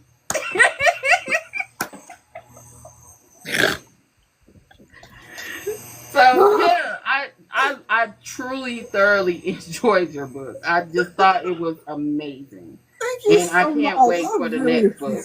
That. Oh, thank you. So Bramble, you better have her come to Chicago on a tour. Cause I want to see her in person. They're getting that together now, and I'm like, oh my gosh. Okay, all right. I mean, you deserve it. You've been writing for a long time now. Yeah. And I feel like if this ain't your season, I don't know what is. Well, because that book. Wait a minute. That book was. These are the type of retailers we be asking for. Real nigga shit. These are the books. These are the book retailers that we be asking for because we grew up with all white princesses, all white cartoon characters, all white books. You know, we had the Babysitters Club. We had those type of books. The school books that were pretty much all white. You know what I'm saying? Maybe a black butler, a black nanny. You know what I'm saying? Yeah. Now we're in this phase where we have you guys and y'all giving us these books. That's why I say when people say negative things, we're just like, niggas was reading Danielle Steele. You know how fucking hard up you gotta be to read Danielle Steele? I know, God, it was always so depressing. I'm still traumatized by Princess Daisy. I swear. I'm still traumatized by Princess Daisy. Yo! So I appreciate it. Because if I saw the C word one more goddamn time in a book, it is dick. Ain't nobody fucking a bird. It is dick. I'm getting out of Kenya was like, listen, she read Ember, like the first part of Ember. And she was like, oh my God, I love it. Okay, but you're going to have to get rid of those two cocks. Like, you got to get rid of that. Like, it's dick. No, don't do I was like, I'm sorry. I thought I just cocked his head. Like, cocked his head. I just got a little nauseous. No. I know. I went back and I put dick. I did. I slipped. Like, no. Not only in romance can we have this conversation. Yo, I get it. Sometimes the word may call for that, but please, please don't. Absolutely not. So, what advice would you give to both new and seasoned authors in the Black romance space? Actually, just in any space, really, in literary. Entering genres that have historically been gatekept from us. It's just like the advice. I mean, it's kind of like the advice I was given when I started writing this book. Do it. You got to write the book. You just got to write the book. I don't even have anything more deep than that. Yeah. You can't take no for an answer. You can't let fear stop you from trying something new. Because if people want to, they will keep you in a box, Mm-hmm. especially in traditional space. They indie authors have more freedom, Mm-hmm. really, to try new things. But even in the indie space, if you've been writing something like small town romance for so long, and if you want to switch up and you want to write paranormal, sometimes your readership is not going to go for that, and they will complain loudly.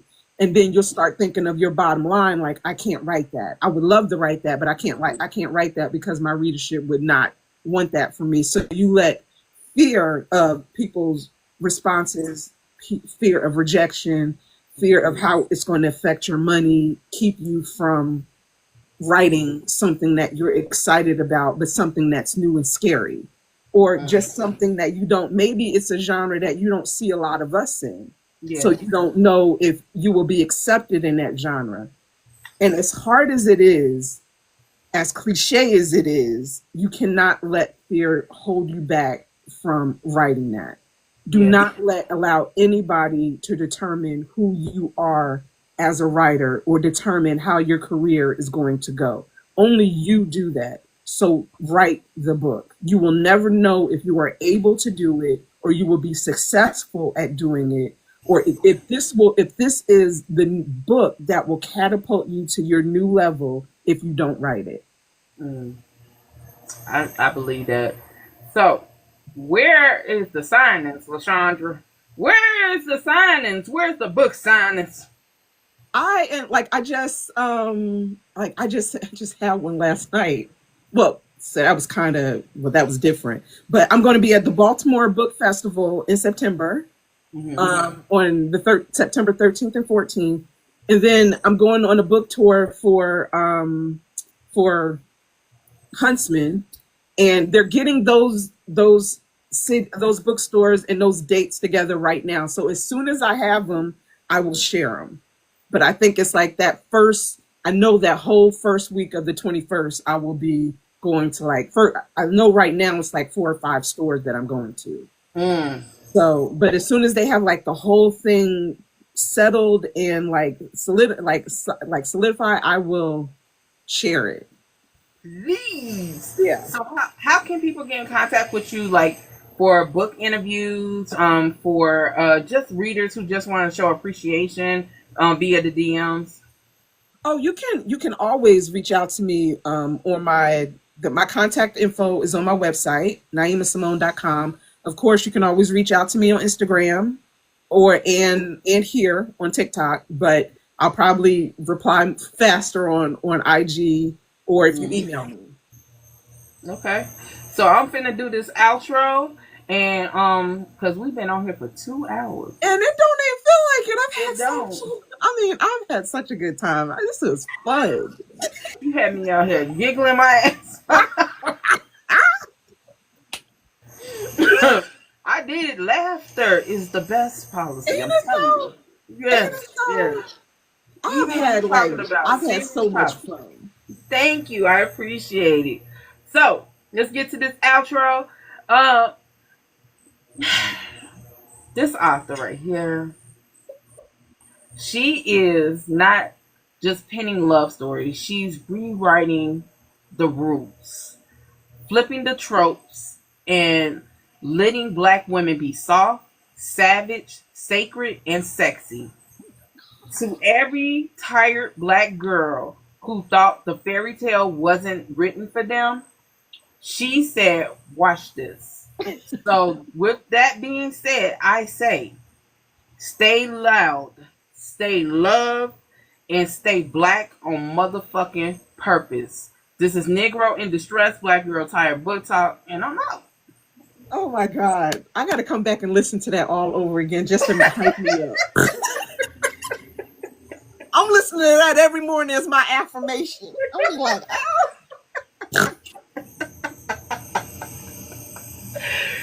Yo.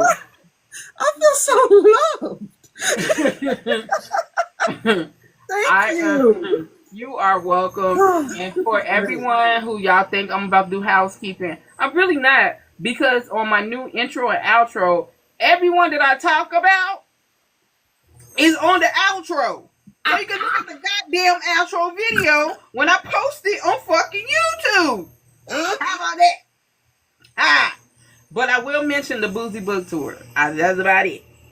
The Boozy Book Tour, we are headed to Chicago in October 18th. It's 3 days. You got foodies who love to read that's going to give you some seasonings. You got Urban Tea Room who's going to give you some tea with some wine. They're going to do spice and tea. That's the meet and greet. And you can buy their stuff. You know, support black businesses, black women. You know what I'm saying? Next, we're going to have a book event. You're going to have a cigar roller there. You're going to have authentic Jamaican food there. And you're going to have 45 different authors of all types of genres, even comic books. Oh, my goodness. Yes, yes. And then y'all get the dinner with me, Storm, and my SAT questions. Y'all know my questions for the events are usually 21 and up. Because y'all remember the Infinity Stone strap-on.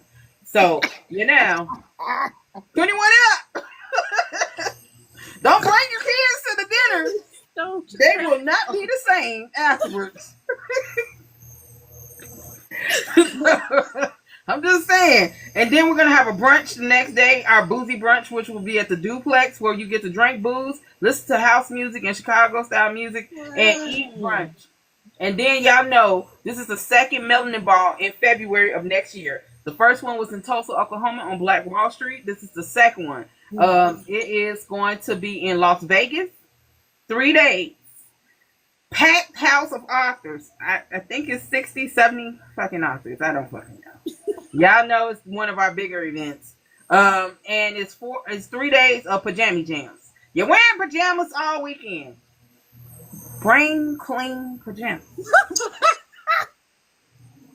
Deodorant. I think that this needs to be said. I just, natural deodorant is great. But you got to clean your armpits, too, for it to work. Right? Okay. And silk is not as cool as you think it is. Okay. And cotton, wear breathable everything. Okay? Underneath. So, you have 3 days in Vegas. And the first day is we're taking you to the movies. And we're going to watch House Party 2. Then we're going to go to do arcade and laser tag. And then we're taking you to do drunken karaoke. That's our meet and greet for the first day. Second, you okay? God damn! What did I do?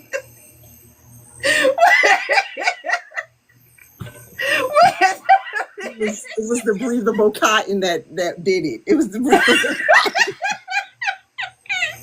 I ain't never had nobody who couldn't really breathe. I was trying to hold out.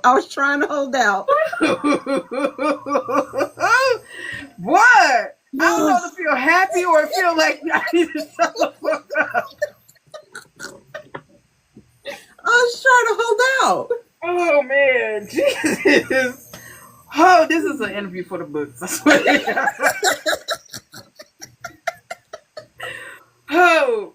Okay, I'm gonna get it together, y'all. I swear, no, I'm not, but I'm gonna try. So the second day, we're gonna be at the renovated event space, and the authors are gonna be there. We're gonna have a melanated book signing, and then y'all leave, and then y'all come back to the event place because that's when we're gonna have the Indie Literary Award show.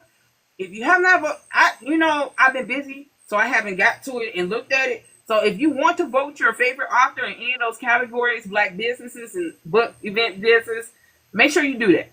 Everybody deserves a trophy and they flowers before they fucking kick the bucket. Okay?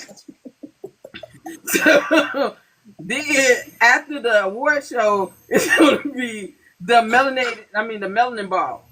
It's pajama jam. And once again, look, it's going to be, it's going to be hot. With a lot of bodies, the air conditioner gonna be blowing, but whoa, woo, black people. That's all I'm gonna say. That's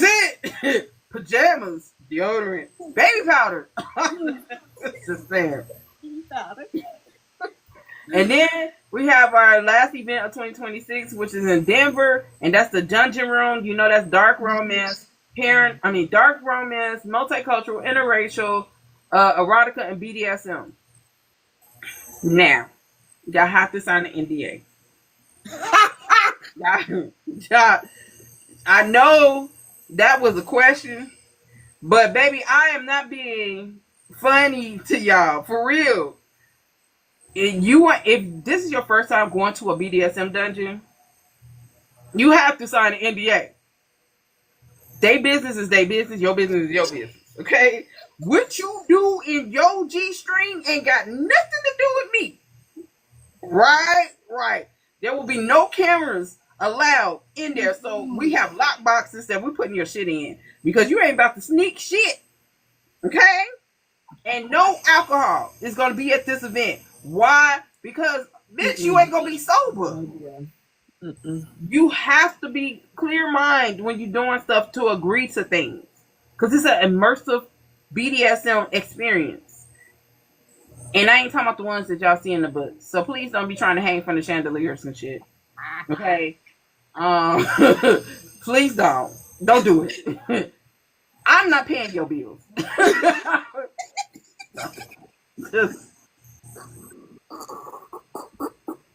It's immersive. It's not, I said immersive, not motherfucking gymnastic class. Don't do it. Don't be listening to none of these books and be like, yeah, I could do that and try to do that shit. Okay. But that's June 19th to the 20th. We will have a sex expert that will be teaching you positions and stuff like that and how to make your bedroom a little bit more magical. And there'll be sex toys being sold as well. You know, those tickets are on sale. And I just want to say, yeah, the ticket price might be high, but damn, bitch, you getting fed and possibly fucked. So shut the fuck up.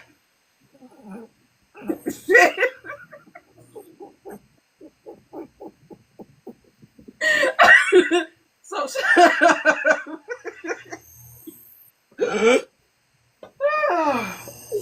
and the last two things is Book Tour in 2027.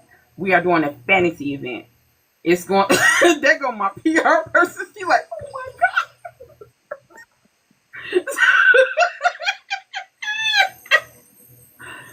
god. So we are doing a fantasy event in 2027 in Savannah, Georgia, and it went from the Andes to the Marriott due to the fact that how big the crowd was going to be, and Andes could not hold it. So it will be 75 plus authors, over 250 readers, probably more, don't know.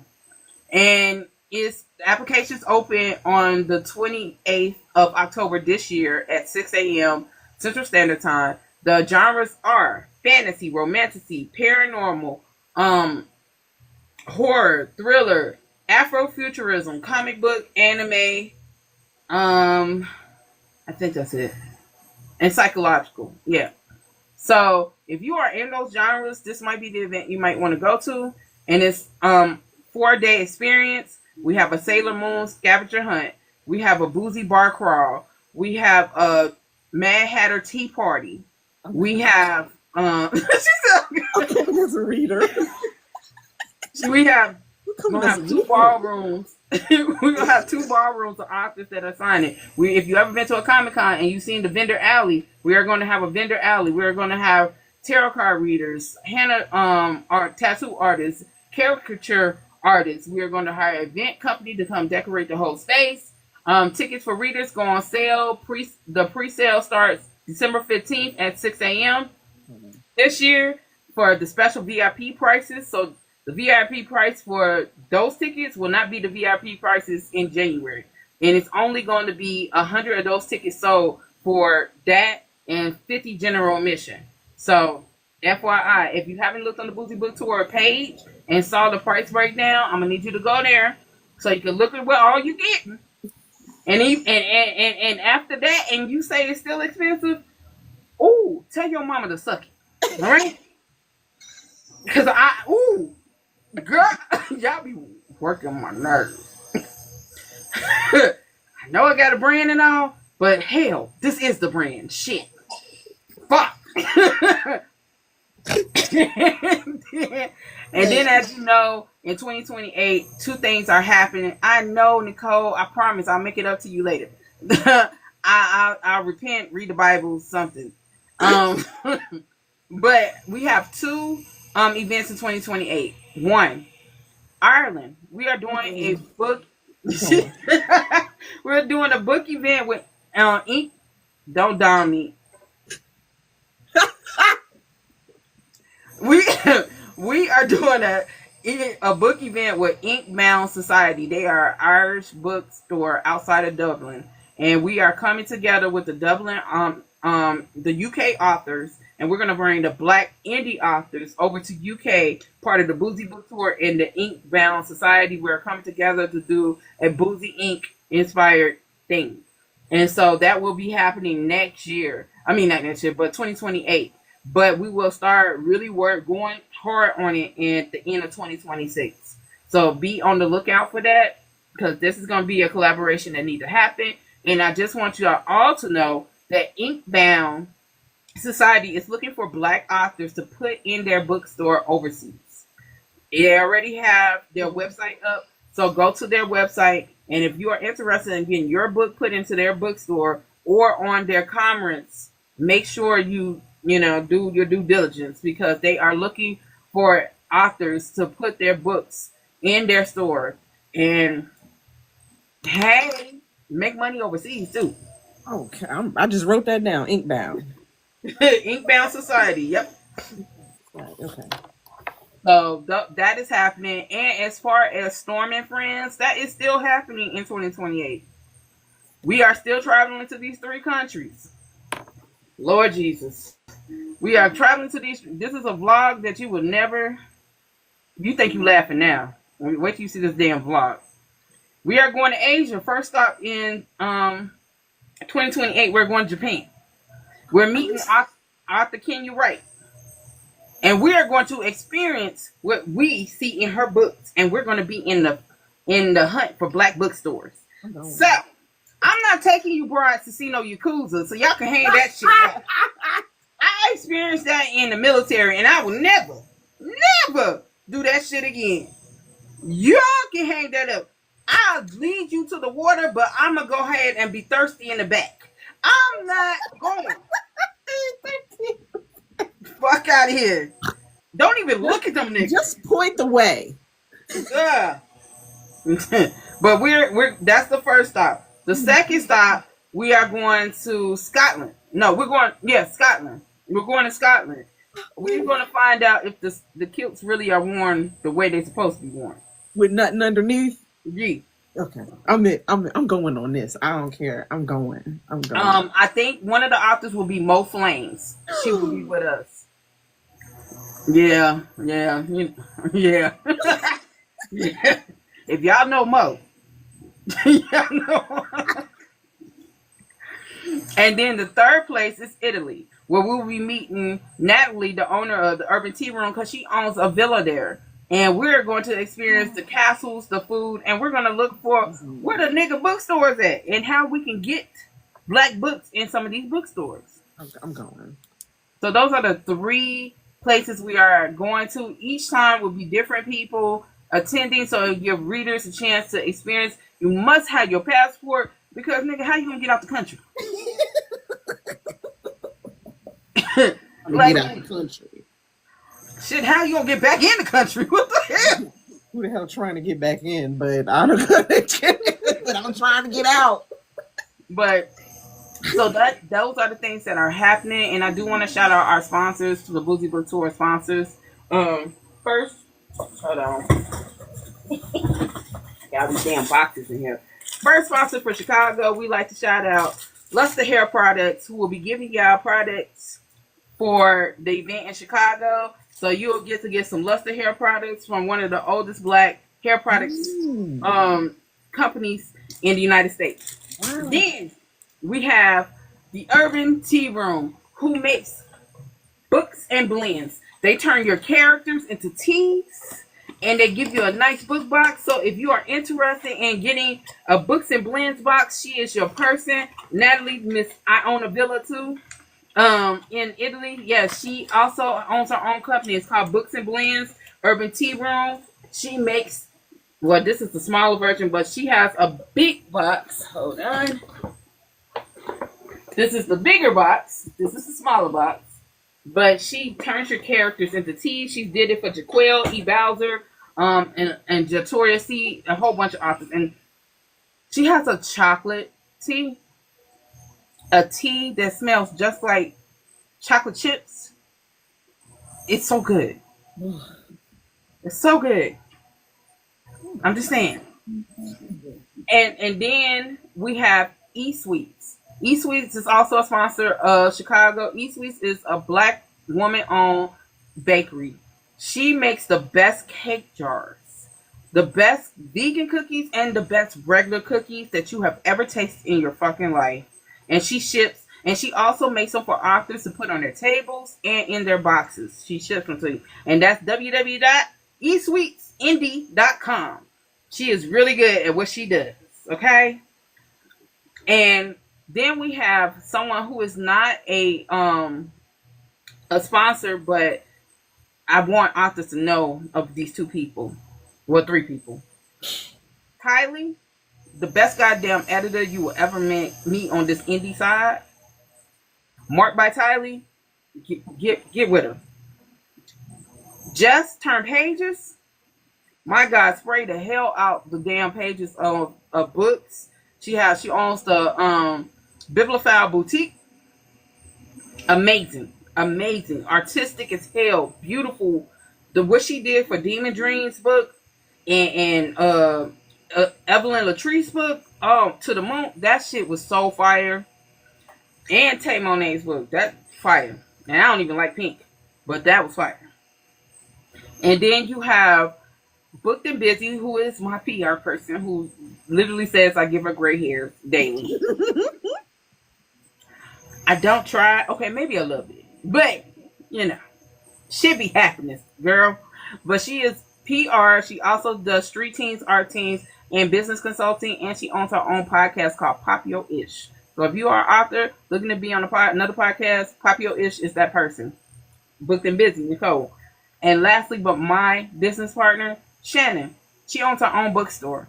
It's called the Literary DFW. And she also makes book boxes. She also makes book merch. She also makes t-shirts. She also makes shot glasses. She also customizes websites.